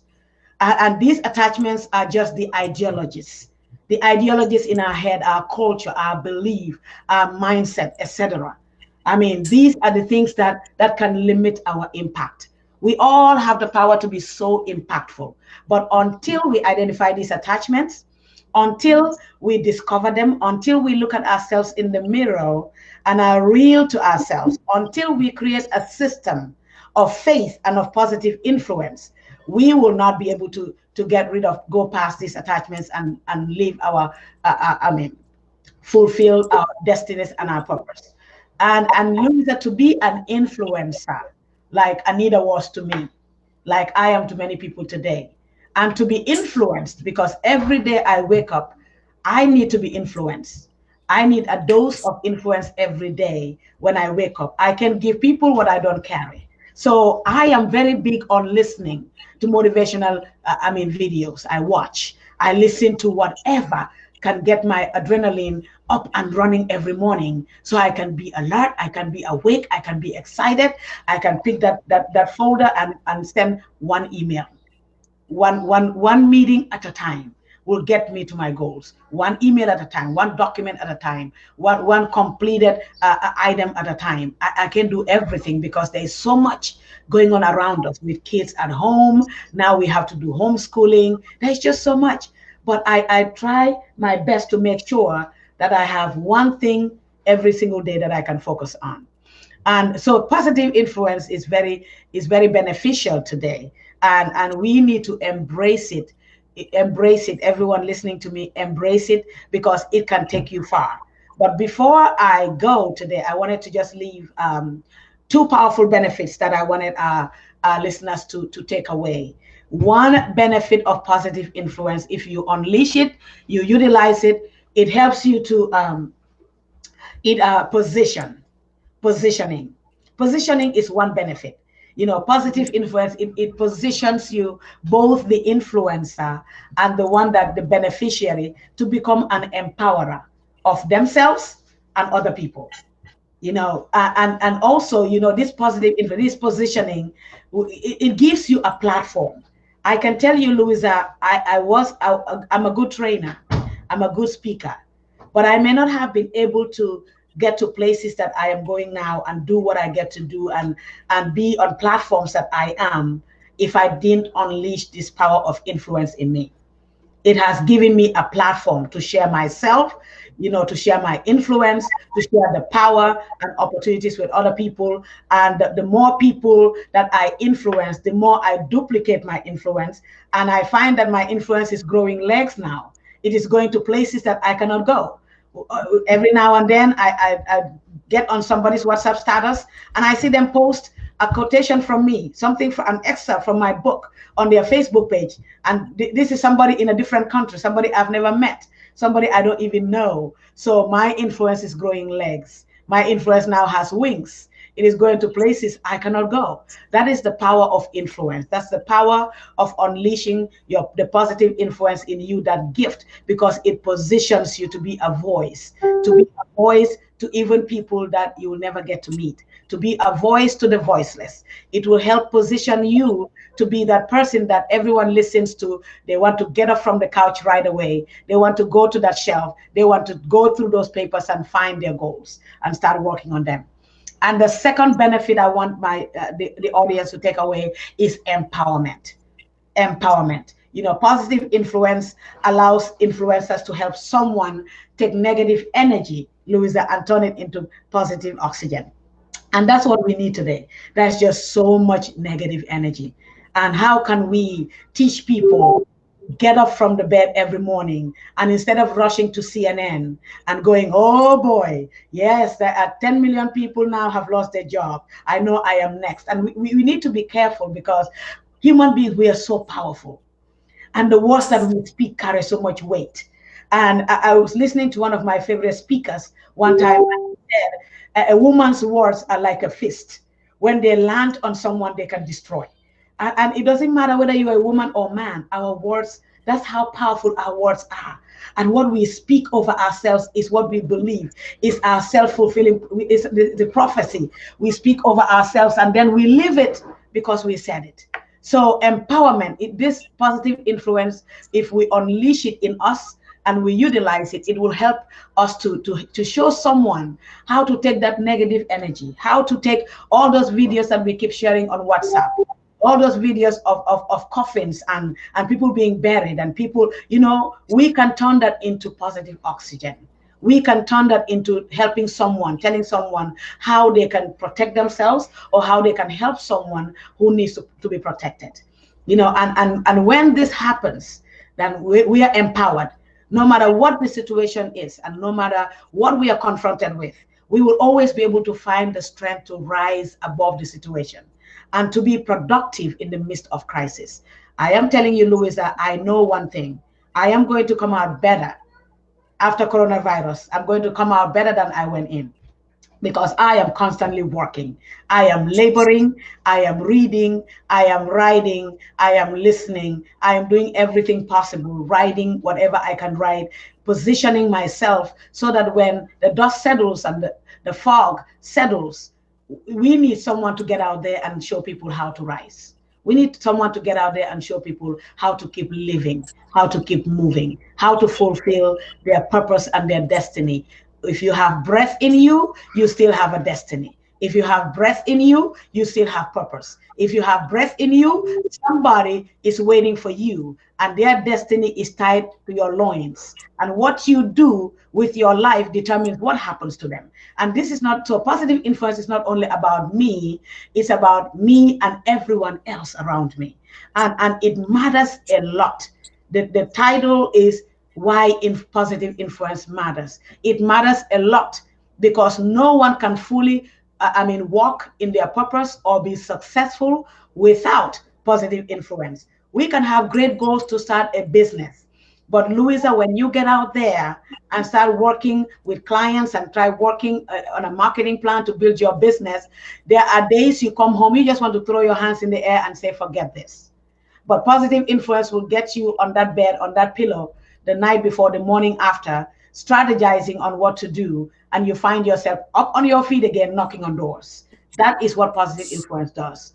And it matters because we started the year with goals. We started the year with positive outlook. People were posting pictures of them looking cute. People were posting goals of how much weight they want to lose, how many things they want to do, where they want to go, where they want to vacation. Some people even bought a cruise package in December for 2020 because they were planning to be somewhere at this time right now. And because of all that, the plans, the vision, the goal, for now and in the future, even though we are surrounded by everything, life must go on. Every day now, we wake up to negative news, and that can easily sap the positive energy out of us. Every day now, we wake up with the question, what will happen after coronavirus? What will happen in the next few hours? What will happen tomorrow? We see people working a job in the day and they are so frustrated. Everyone is sitting on the edge because you don't know what will happen to you. You don't know how long you'll have that job. We need positive influence. We need it in our meals. We need it in our water. We need it in everything, in the fruit. We need it in the under the blanket. We need positive influence everywhere. And the question I want to pose to anyone listening that or will listen in the future is one question. It said, I want to drop a nugget, and I want you to allow this to sit in your belly, allow it to marinate, allow it to be that seed that inspires you. What are you doing with your time at home and with the gifts inside of you? The gifts are sure not dead. Coronavirus is here, but your gifts are still breathing. They still have life inside of you. So, what are you doing with your time at home and with the gifts inside of you? What are you doing with all those goals you wrote and all those plans you had? What are you doing with them? Positive influence, Louisa, matters today. It matters every day. It matters in the future. It matters in 2020. It matters in the next decade. It matters in the next century. Positive influence is what we need in our world today. So I think, Louisa, that's all the time I have. So I will stick around and wait for questions from any of our listeners if they do have questions. Thank you so much. That was so powerful. Of course, positive influence will help us be able to switch from fear to faith. Because there's so much fear in the world right now. But if you focus on what you should be creating, if you focus on who you are meant to be, Dr. Musinga, Dr. Greatness, if you focus on spending time to discover what is inside of you, that greatness inside of you, if you spend the time to use your gifts that you've been given, I mean, you can be on lockdown.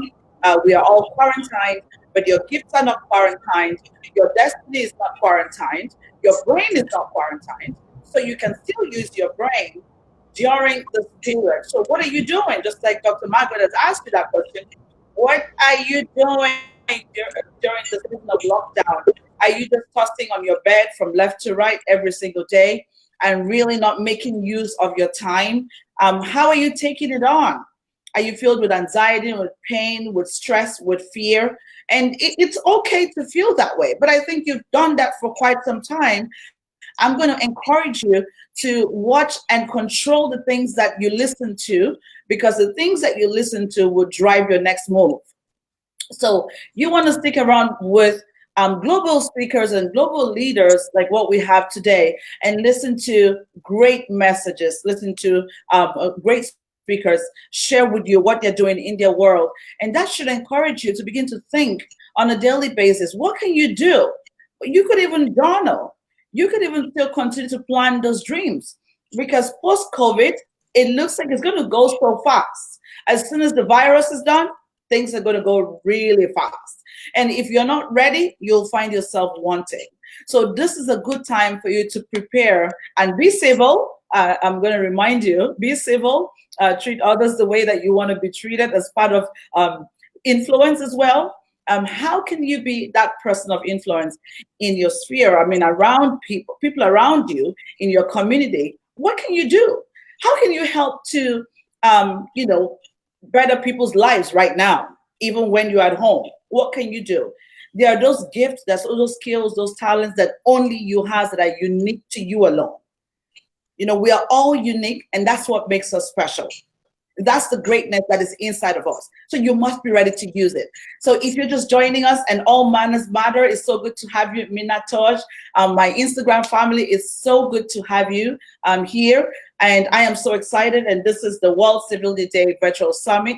If you're just coming now, I don't want to say that you're late to the party, but you will have access to the videos. Do me a favor by registering on the link that we have on the post. When you register, you can have a copy of the recording. But if you do not have, if you haven't registered, there's not much that we can do. You do not want to miss any of this content, because I'll be listening to this over and over again. Anytime you feel like you've been on Netflix for too long, this is the video to listen to. You don't want to be on Netflix. This video is going to get you moving. This video is going to inspire you to begin to do something better for yourself. And I'm so excited to bring somebody who is so special to me, which is Dr. Femi. Woo! Come on. When I saw his topic, guys, I was like, the relationship expert is in the house. Everybody needs to listen to the relationship expert. Guys, people have been asking me so many questions. I think one of the major areas that we're struggling with during this lockdown is relationships. Building relationships with people at home, building it with people around. A lot of people are so aggressive right now, of course. When people are locked down, they feel like they're enslaved, and I don't blame them.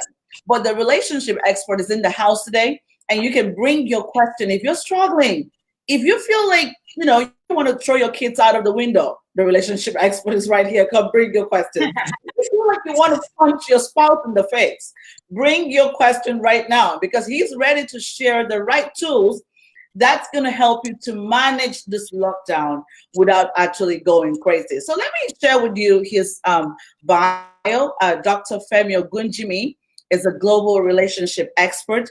And most importantly, he's the winner of the World Civility Day Ichange Nation African Global Relationship Expert of the Year 2020. Woohoo!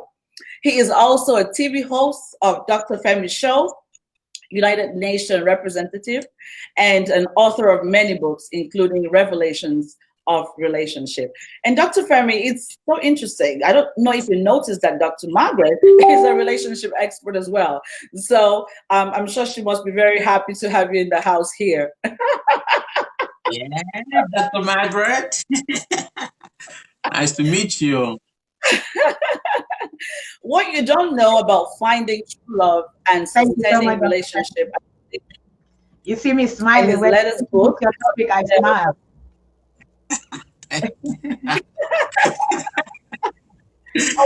Somebody's asking me to spell his name. Is Dr. Femi is Femi, and the last name is Ogunjinmi. Yes, that's the spelling of his name, and you can find him in all the right places as G Femo. And I'm going to leave the information right after the session. I told you, Dr. Femi, this is a great topic. I'm telling you, everyone struggles with relationships. Sometimes you just feel like you want to throw people out of the window, but I know you're going to help with that. So I'm going back to his bio. Dr. Femi has been a go-to expert to media outlets like the USA Today magazine, Fox News, Rewire organization, and Stylecaster. He has spoken on big media platforms, including the Word Network, Radio 1, Cyrus XM, Splash FM, and TEDx.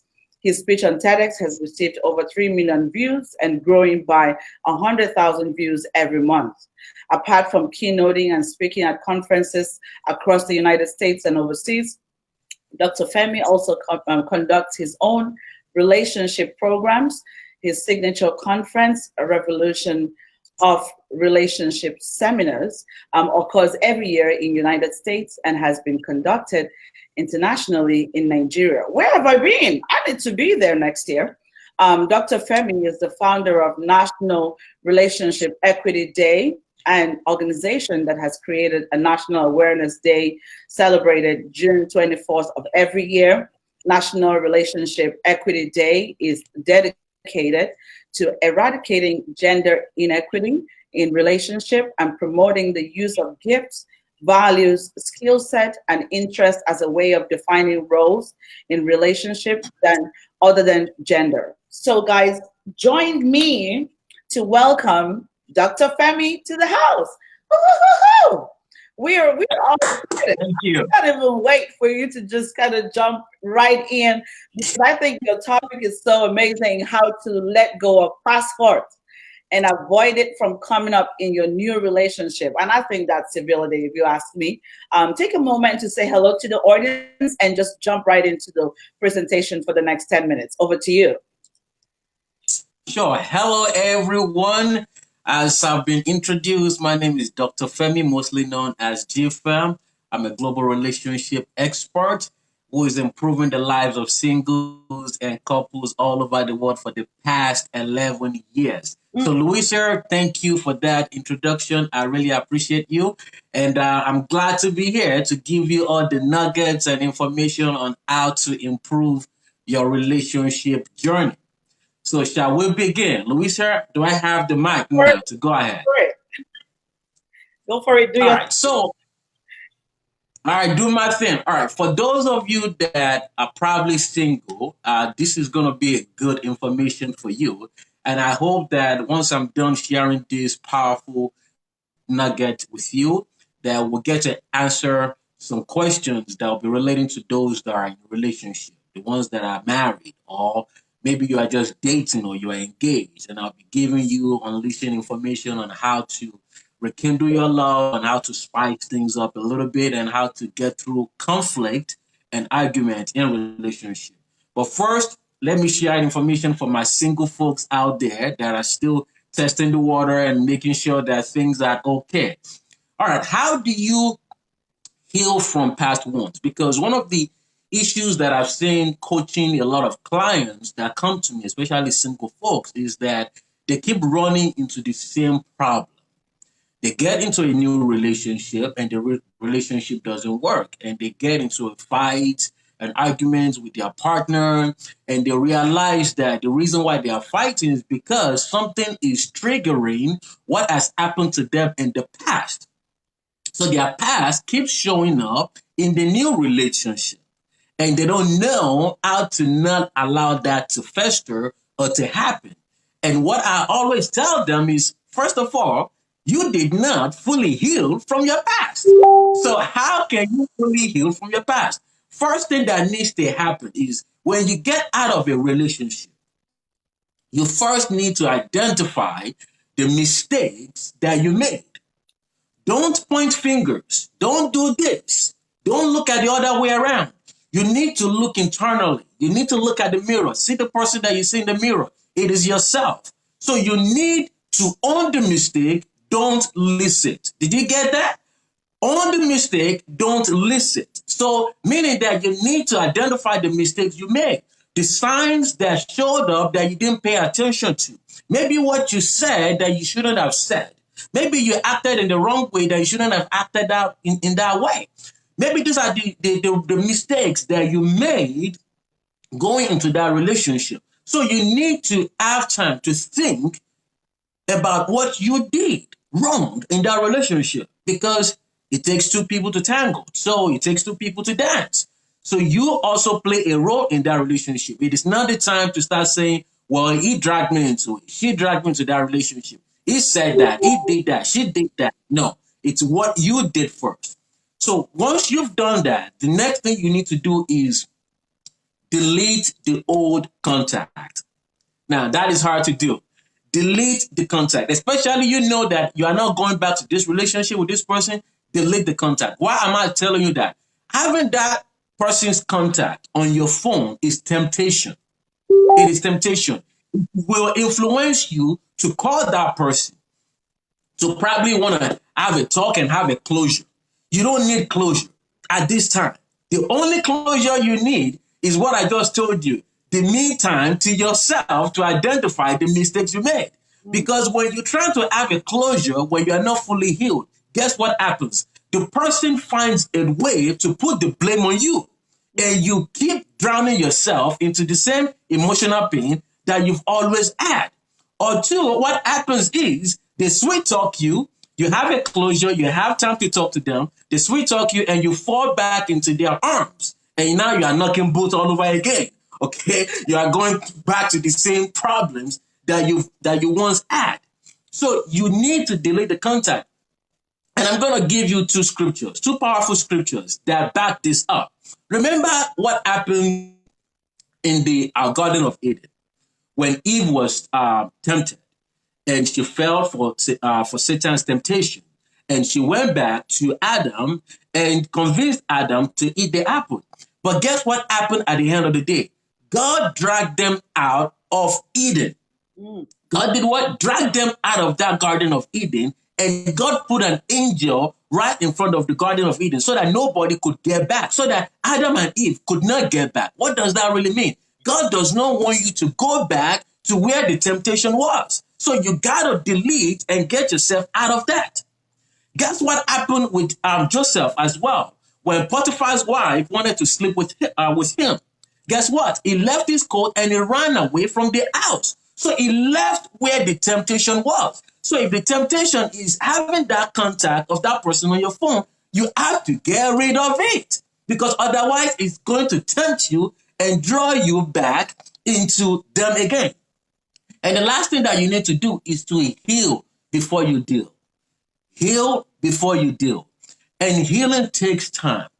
One of the mistakes that people make when they are single and they get out of a bad relationship is they find something temporal or something to act as a band-aid to numb their pain, to numb their emotional distress. And one of the things they do is they get into a new relationship. If they don't get into a new relationship, they might start drinking. If they are not drinking, they might start taking drugs. So they end up having a bad choice of lifestyle. And this does not really work. It does not help you in the long run. It will push you back to where you were initially. So you need to take time to heal from this pain before getting into a new relationship. Because guess what? You are still hurt. And hurt people hurt people. Hurt people hurt people. Because while you are still dealing with this healing and you go back to that relationship, even if you don't hurt the other person, you will hurt yourself back. It's like saying that you're a basketball player and you get hurt while playing basketball. And the doctor says, okay, take 5 weeks to heal from this. But within 1 week, you say, all right, I'm feeling better. And you run back to the court again. And guess what? You get injured because you have not fully healed. You've not fully taken the time out to heal from your emotional pain. So it is quite important to heal, to take time out to heal. Now, somebody listening to me may ask me, how can I know that I'm fully healed? Well, before I answer that question, let me tell you what you can be doing during this time of your healing process. This is the time where you can focus on yourself again, when you can get your mojo back, when you can motivate yourself. And Dr. Margaret talks about motivation. You need to motivate yourself. You need to go back to the drawing board. What are the goals that I developed for myself for this year? Have I knocked them out? Have I done any of them? Okay, what about your dreams? Have you looked at them lately? This is the time that you go back to me time, okay, to start making sure that those dreams, they are now becoming a reality. You don't put them on the back burner. Another thing that you can do is take journal. Write about your daily routine, your daily activities, the time you wake up, the time you sleep, what you do during the day, because writing can be therapeutic, okay? It can allow you to get away your emotions and to jot down something. Another thing you can do is to exercise during this time. Exercise as a way of boosting our energy, putting us in a better mood. So you need to exercise. And another powerful thing that you can do is to read books and read the scriptures. Reading scriptures will help you because God can talk to you through scriptures. Okay, the word of God is a lamp unto my feet, okay? Because it can give you direction. And then this time, you can even develop a better relationship with your maker, with your creator. And that is the first relationship you should have in the first place, to develop a relationship with God. So those are the things you can do during this time. But how can you know that you are fully healed? How can you know you are fully healed? All right, there are signs that can tell you that you are fully healed. One, when you are remembered about the past hurt and you are no longer angered. You are no longer feeling angry, either towards the situation or towards that partner. Or you are in a new relationship and something happens between you and your new partner that triggers what had happened to you in your past. And you no longer feel angry or you are being angry towards it's not as huge or in a greater magnitude than the issue that is happening in that relationship. So those are signs that can tell you that you are fully healed because something is coming up from your past and you are now reacting the way you reacted. Maybe now you are responding instead of reacting. So those are nuggets that I have for those that are single, or those that are dating, or maybe those that are in a relationship right now, and then the relationship may not work out in the next couple of months, especially during this coronavirus, and they are looking for tips on how to deal with this breakup. Absolutely. I love your presentation. That is so good. But I have one question for you, because I think that Sure. conflict is a big thing right now, in the homes, especially that there's so much abuse present in so many homes, so many relationships, maybe in marriages or amongst children or parents, whatever. There's so much of conflict. Now, how can we deal with conflict? And I also, from what you're just talking about, what we've learned from you, communication is so important in a relationship. And of course, abstinence. I love the formula of walking away from where the temptation is. I thought that was a great one. I can't forget that one. Thank you. So, can you just share with the audience quickly, how can we deal with conflict during this lockdown time? How can we deal with conflict? Because, we're on a lockdown, the doors are locked, we have no idea what's going on behind the doors. And so when conflict comes, if you've noticed that the media, there's an increase right now with the rates, divorce rates everywhere, Yeah. in China, in the United States, in Africa. And when we talk about abuse, sometimes we hear stories of spouses who have actually killed the other one. And this is as a result of conflict. So how can we deal with conflict now that you're being locked in with the abuser? Like, how do you deal with conflict? Over to you. Thank you for asking that question. This is very important, not just now of what is happening around the world, but this information I'm going to give to you is going to help you resolve conflict, on how to handle conflict or arguments better with your partner. The divorce rate is increasing. Divorce lawyers are getting calls almost every day. Even domestic violence rate is increasing day by day. So, because what is happening is people have always had a different way, or a coping mechanism of dealing with conflict, which is basically avoiding it. Okay, they don't want to talk to their partner. They've always had a way out, which they probably went to work. Okay, so they went to work and they spent time with their coworkers, and we know we spend more hours with our coworkers than we spend with our partner anyway. So you spend 8, 9 hours with your coworker. Your coworker has taken away your pain, your feelings from your own, and by the time you come home, it's late in the evening. You got to put the kids into bed, so you don't even have time to even address the issue with your partner, and then the following day you do the same thing again. So people have always had a different coping mechanism to deal with conflict by running away from it. But now you have to confront the conflict, so you cannot run away, because now you are not going to a physical.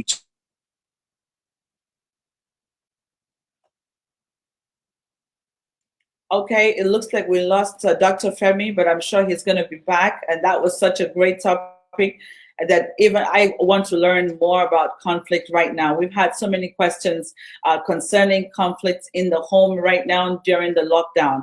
And I think that's an area that so many people are struggling with. And this is going to help us beyond post-COVID. And I hope that we have Dr. Femi be able to log on in again. We're just waiting to get him back, and I will bring him back on the screen. But in the meantime, we have Dr. Matthews, who has been waiting patiently, and we're just going to bring him online.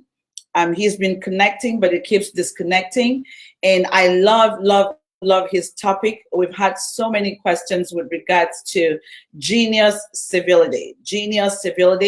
And I'm just going to bring Dr. Matthews online, and let me share with you his bio right now. Dr. Matthews Mutola is the winner of World Civility Day, Ichange Nation's African Educator of the Year recipient for 2020. Dr. Matthews Mutola is a World Civility Ambassador and the Ichange Nation Africa Educator.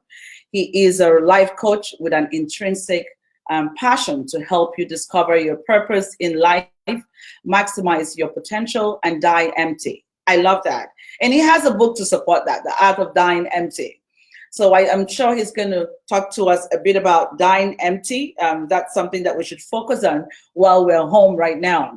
To the effect, he is focused on individuals' personal growth, fulfillment, and happiness. Dr. Matthews is the pioneer of the genius philosophy, which postulates that every human being is born a genius. He is the founder and president of World Changes Initiative, an NGO that promotes civility, honor, and interfaith peace.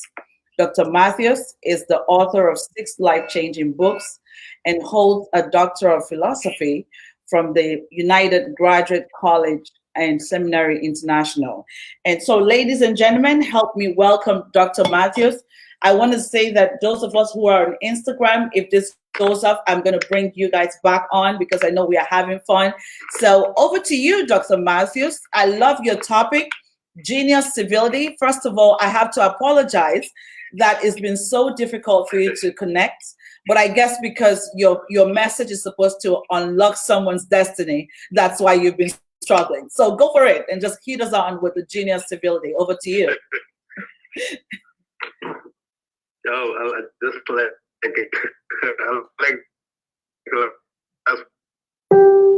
as you said, maybe it's people to join his wonderful group. And let me say hi to everybody right now. Let's go straight to my top, genius civility. Now, I look at this from four different aspects. Number one, I believe that everybody is born a genius. And number two, there's what I consider to be has the significant consciousness, right? A significant consciousness. Number three, there's what I regard and consider to be has humanity's oneness. And number four, the two keys which I consider to be the master keys for worldwide civility. Now, number one, talking about everybody being born a genius, I believe that everybody, as we know, is created after the image of God. So God has to be a genius. He's a master genius, and there is a law in the Bible that says that every seed produces after its own kind. So if God is a genius, so every seed of God, that is, everybody born or created in the image and likeness of God, has got to be a genius. So in other words, being genius has nothing to do with your IQ, or it has nothing to do with your looks, your poetry, but it's to do with your birth, the fact that you're born into this world and born or created in the image of God, that automatically makes you a genius. So if we're talking about world civility, if everybody understands that they are a genius, and this going to boost, number one, or help build up their first or our personal identity. Now, when I talk about identity, I'm talking about self-esteem, self-worth, and self-concept. And these are keys as far as human beings, our lives on earth is concerned, because I believe that most of us in the world, people in the world, are suffering from an identity crisis. We don't really know who we are. So we try by all means, we delve into other activities in the world to try to compensate for our lack of identity. But then if we understand that we are born genius, because it is nothing to do with what we have done or are going to do, but with who we are. Understand this, it is nothing to do with what we do, but with who we are. And then again, it's not what we do that determines who we are, but it has got to be who we are that determines what we do. So once we understand this, the issue of genius, being born a genius, then our identity will be restored as far as who we are. Then we're going to understand that our identity again is not in our parents per se, but it is in God, our creator. And then this concept will help eliminate what I consider to be the sense of competition among us.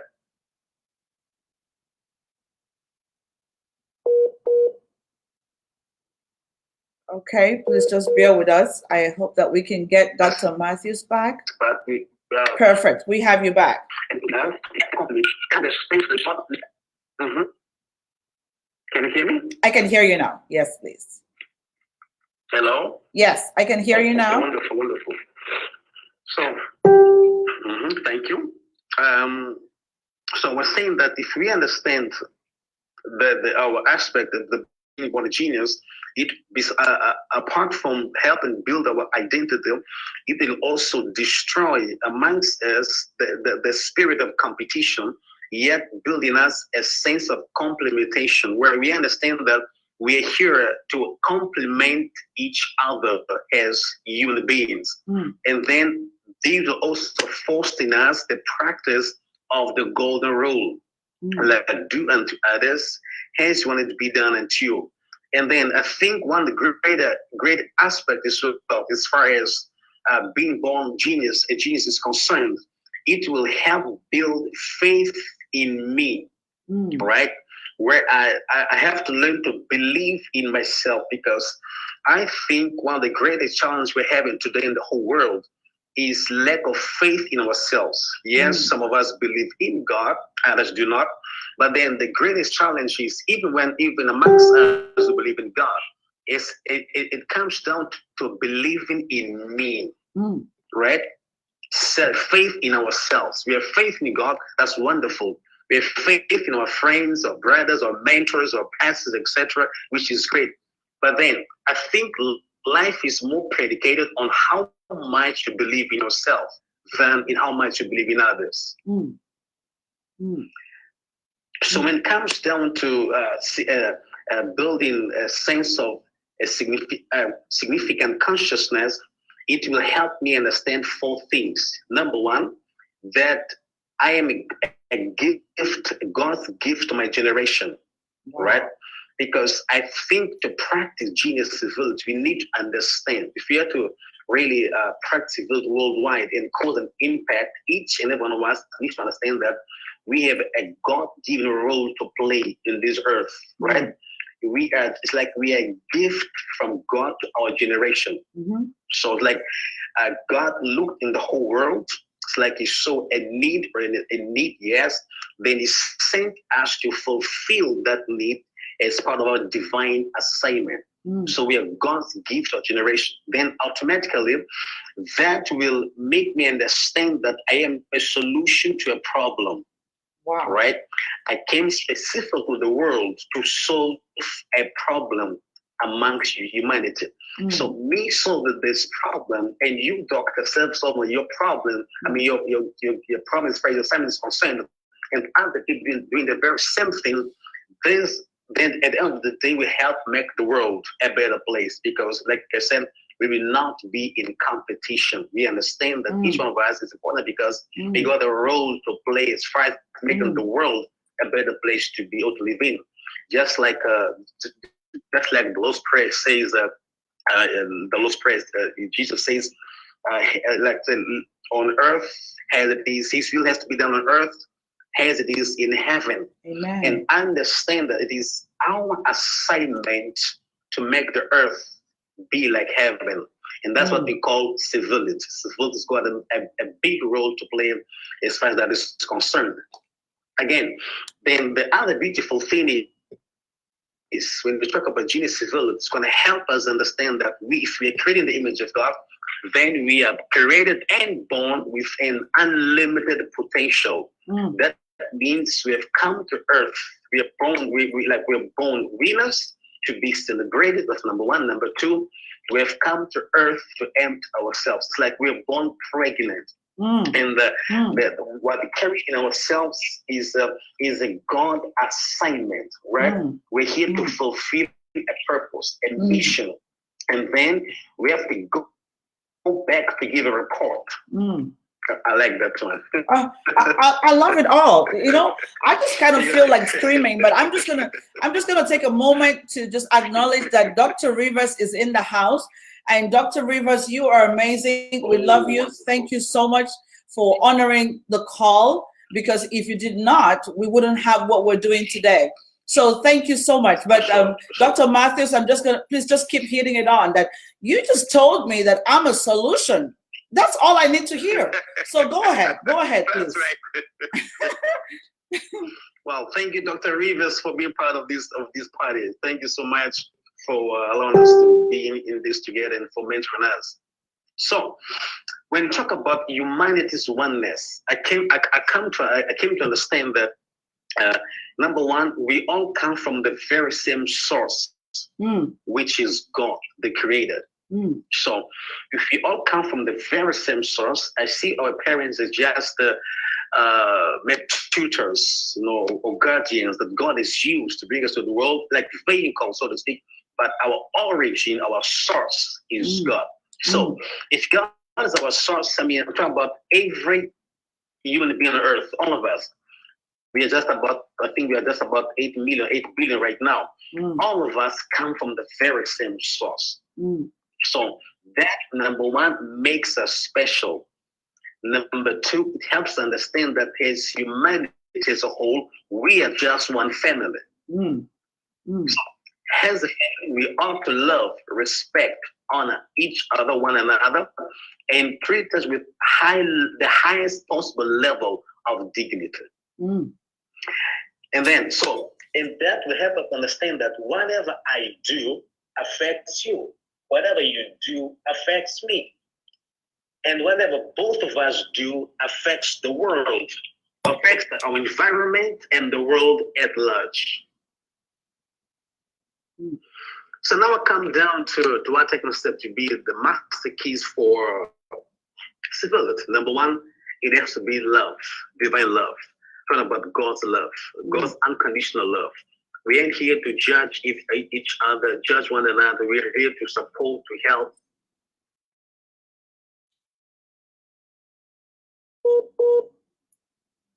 In positive to awaken to our divinity, to awaken to our God-given assignment, to awaken to our identity. Then that's going to help us see the world from a different angle, from God's angle, from the Creator's angle, not from our own angle, human angle.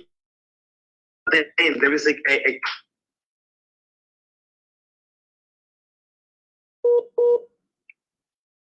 about divine love. How much effects we out of love? That's number one.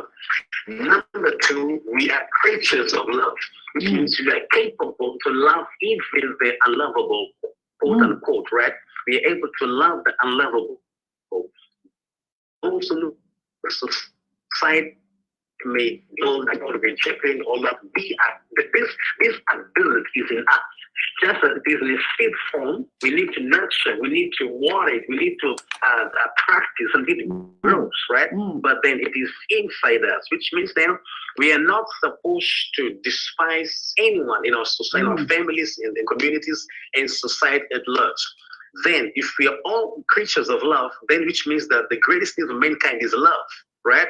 Yes. So if we learn to love each other in the first place, I mean, as God commands with this love, then I believe that will help us build a better place to live in, a better world. But then there is a key that Jesus talks about, I think, in Mark chapter 11, 28 to 30. And when he's asked, what is the greatest commandment? Then he says, love your neighbors, love God with all your heart, all your mind, all the strength, and all that. Then he says, here's the key. Then he says, the second commandment is as important as the first one, which says, love your neighbor as yourself. Now, he's not saying love your neighbor. No, he says, love yourself. You ought to love yourself first. Then you'll be in a better position to love your neighbor. Right? And then the love we ought to have to each other, to ourselves, is divine love, the unconditional love of God.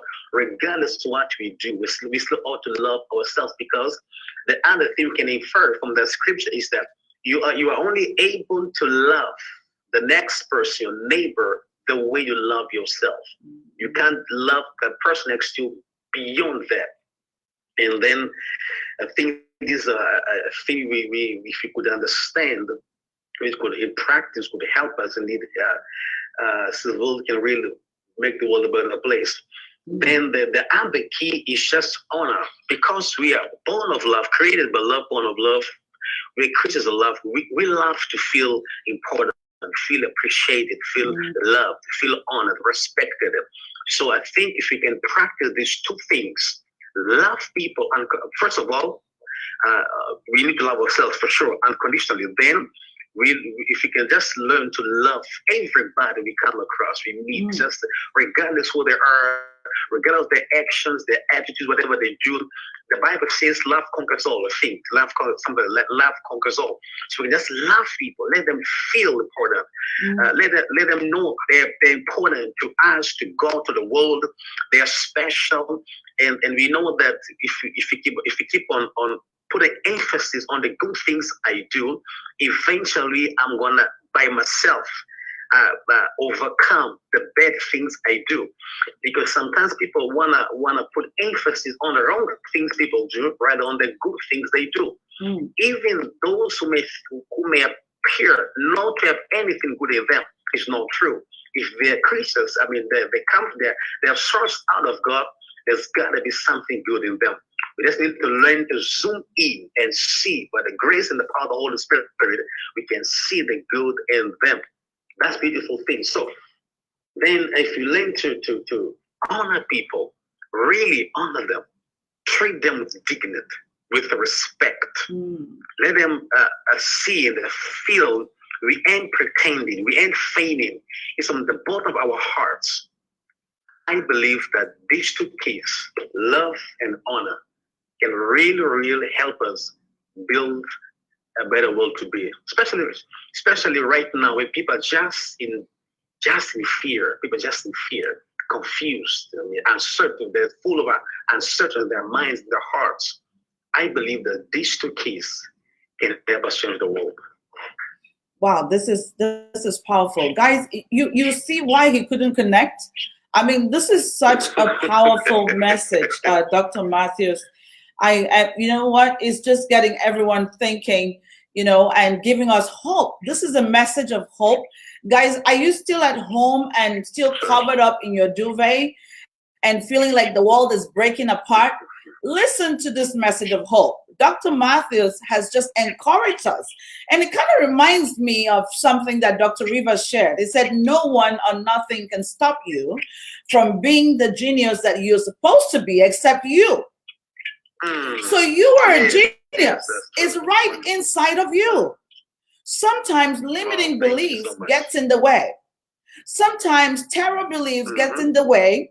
The problem of self, your history, the tradition, the cultures. I think that this is how things have been. And so before you know it, you have built a box around yourself and stayed within the box and refused to be and do more.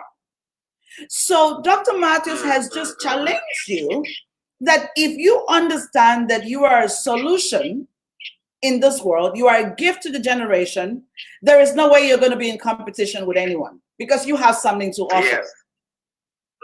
You have your own unique recipe that you're bringing into the world. That's right. We are born winners. And Dr. Margaret mentioned here, and he just said the same thing. We were born pregnant. And I'm thinking, excuse me, it just looks like we chose the right speakers for the day. It's the same message.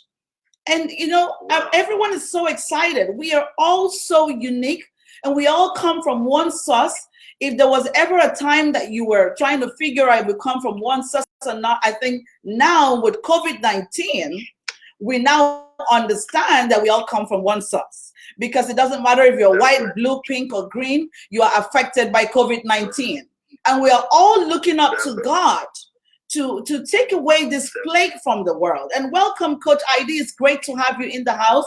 There's been a lot of people coming in and out. And of course, I know the connections have been so bad today, but I'm so happy and thankful to God that we're able to deliver such great messages. And, Dr. Matthews finished up by saying you have to love your neighbor as yourself. Guys, this is not from me. It's right in the Bible. Or if you're not a Christian, I'm sure you're going to find it somewhere in your manual. You need to love your neighbor as yourself. You have to learn how to honor people. You have to learn how to treat people with dignity and respect. And this is what civility is all about. Civility focuses on the 3 R's: respect, responsibility, and restraint. If If we understand that, I think the world is going to be a better place. So, Dr. Matthews, I cannot thank you enough for this wonderful message. And I hope that we can bring you in the future to share this with us, because Genius Civility gives us hope.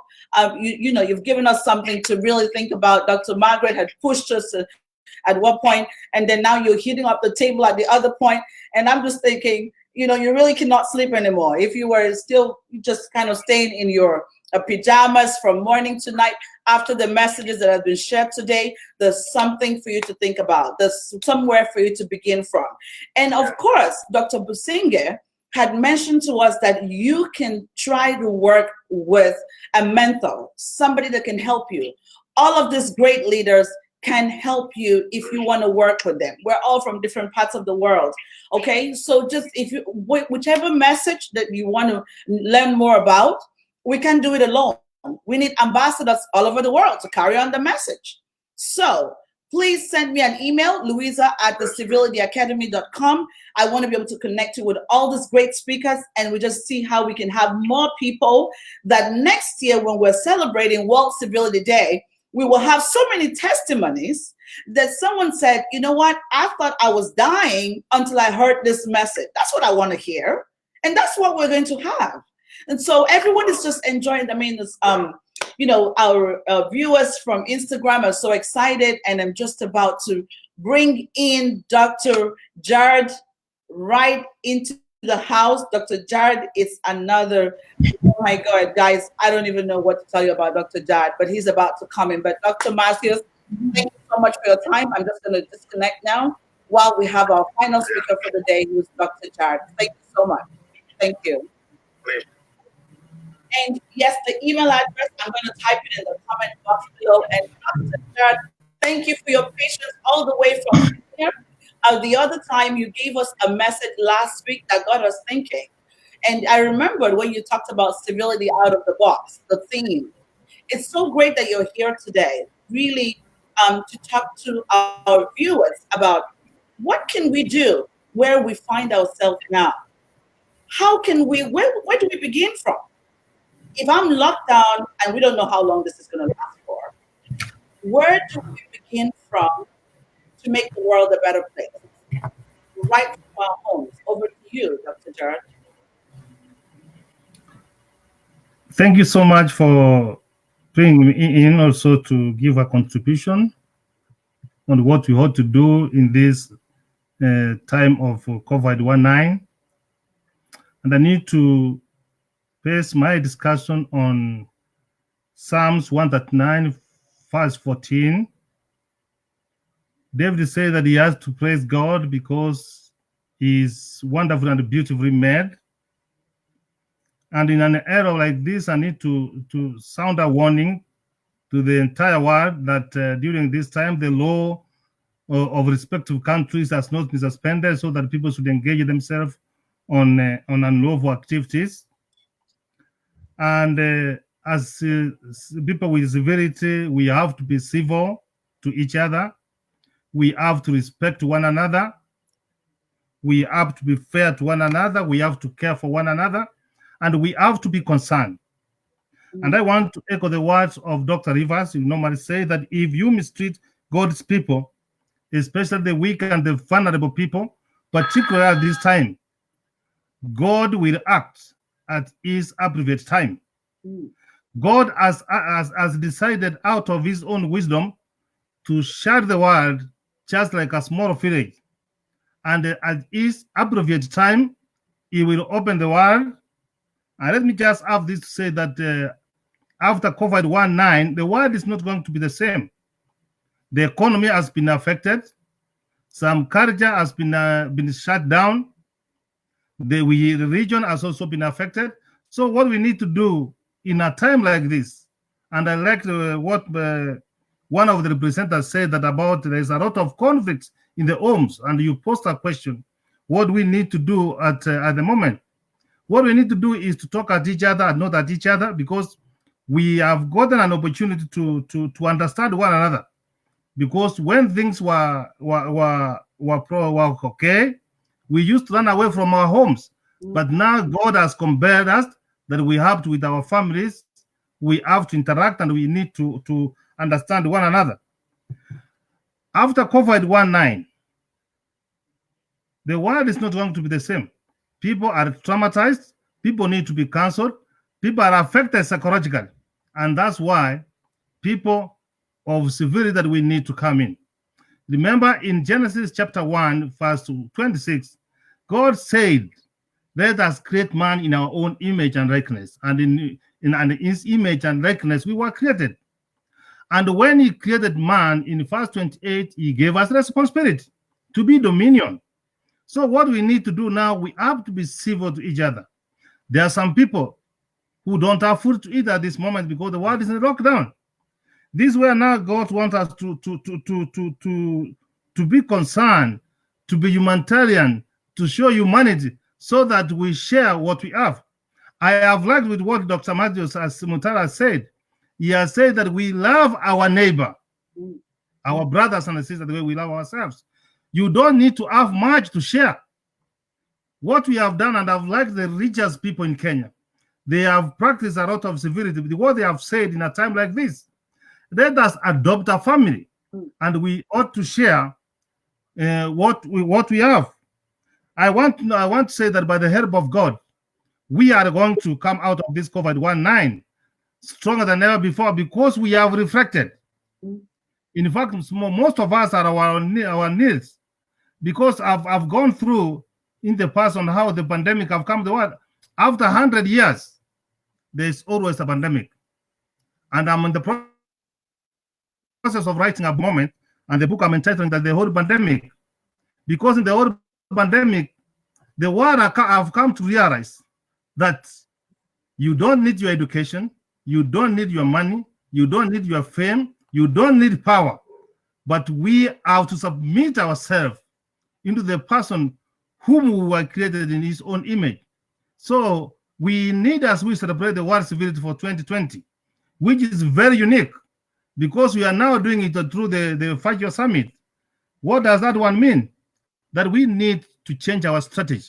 We need to change on how we do things. We need to embrace each other. And finally, I conclude by saying that we need to be concerned.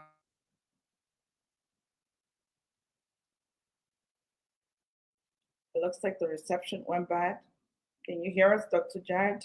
It looks like we lost you there. Okay. I hope that we get him back. But guys, I want to say a big thank you to all of us. There is so much that has been shared. We have really great contents, and please go back and listen to this video. Whatever questions that you might have, please post them in the comment box. The video from last week has been doing really well. We've had thousands and thousands of views on the videos from last week. And so please do me a favor by sharing this video on your page so that other people can be part of what we're doing and just enjoy the same thing that you're enjoying. And every time that you feel tired, every time that you feel depressed, you feel weak, you feel like you're scared, you feel like you want to give up, please go back to these videos and listen to them over and over and over again. There's so much that you can learn. And thank you for those of you who had asked for my email address. I have it posted here on Instagram. And if you're going to be watching this on replay, we love you very much. Thank you, thank you, thank you again. I want to say thank you to Ichange Nations. Thank you for bringing together all of the great leaders. All of our speakers today were amazing. I want to say thank you to Dr. Femi. It was so good to have you with your topic. We hope to have you again. Thank you, Dr. Matthews. It was good to have you. Thank you, Dr. Margaret. It was wonderful to have you in the house. Thank you, Dr. Jared. It was so good to have you, Dr. Noel. It was wonderful to have you. Dr. Nashon was here but had an emergency, and we pray for him that all is well with him. And all of you who have contributed, Dr. Businger, you are amazing. Thank you so much. So there's so much that we can learn. Now you will agree with me that civility is really the tool that would help us become a person of great integrity. Civility is really the tool that would kind of will help to stop the pain in the world. So whether you've been struggling with conflict, abuse, any form of violence, civility is the tool. Whether it's in the workplace, in your home, in your community, civility is the tool. We just have to embrace and accept that not tomorrow, but today is when we should begin to be civil to each other. Treat others the way that you want to be treated. Treat others the way you want to be treated. That's such an easy lesson that we should all understand. And I'm so sorry, Dr. Jed. I'm so sorry that you got disconnected.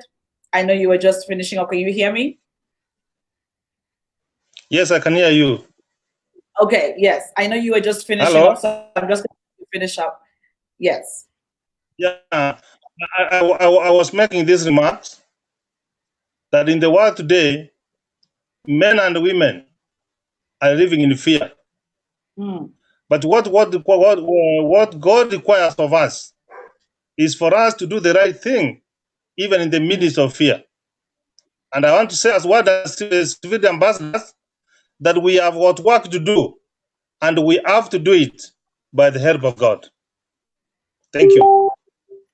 Thank you so much. This was wonderful. Oh, yes, I just got a message from Dr. Nashon. We will bring him next week. He has such a wonderful message, but he had an emergency that he had to deal with. But Dr. Nashon, we love you. We understand what happened. I just saw your message. Thank you so much. I'm looking forward to next week to bring some more speakers, some more leaders to be part of the World Civility Day Summit. I think it's been amazing. I don't think that we kind of feel like we missed anything for not being at Gary, Indiana, because this was so wonderful. I'm so grateful that the Ichange nations decided to put this together. This is amazing. Civility out of the box. The reality of civility in present time, civility in the modern day. What can you do where you find yourself in whatever capacity to make the world a better place? Don't forget, greatness lies inside of you. And of course, Dr. Matthews had reminded us that you were born with a genius, as a genius. You're born as a gift from God. You're born pregnant with a purpose. So begin to ask yourself, what is that purpose? Why was I created anyway? Why am I here? You were here with an assignment. And until you fulfill that assignment, you're still walking around pregnant. So the lockdown period is a great time for you to begin to reappraise your life again. Begin to look into yourself. Ask yourself those hard questions. What was I really created to do? What's that unique message that only me has? What is that special gift that came with me into this world? So guys, my name is Louisa Kaiser. I am so grateful that we made it to the end of this, and I'm looking forward to continuing the conversation next week, Thursday. But tomorrow, same time at 1 p.m., we will continue with our masterclass series, which is the Unstoppable 20, what to do when disaster happens. So if you feel like your world has been taken away, if you feel like your year has been taken away, invite your friends, family, neighbors, enemies too, tomorrow to learn how to grab their year back from COVID-19. So I hate to let you go, but I have to. But thank you so much. Thank you, all of you. Thank you, and have yourself a wonderful rest of the evening. Thank you so much, Dr. Margaret. I can't thank you enough. Thank you so much, Dr. Jad. Thank you so much, Dr. Matthews. Thank you so much, Dr. Femi. Thank you so much, Dr. Noel. Thank you so much, Dr. Nashon. We are so happy, Dr. Businge. Thank you. Thank you for all that you are and stand for and continue to share in the world. Thank you, and have yourself a wonderful rest of the day. Bye for now.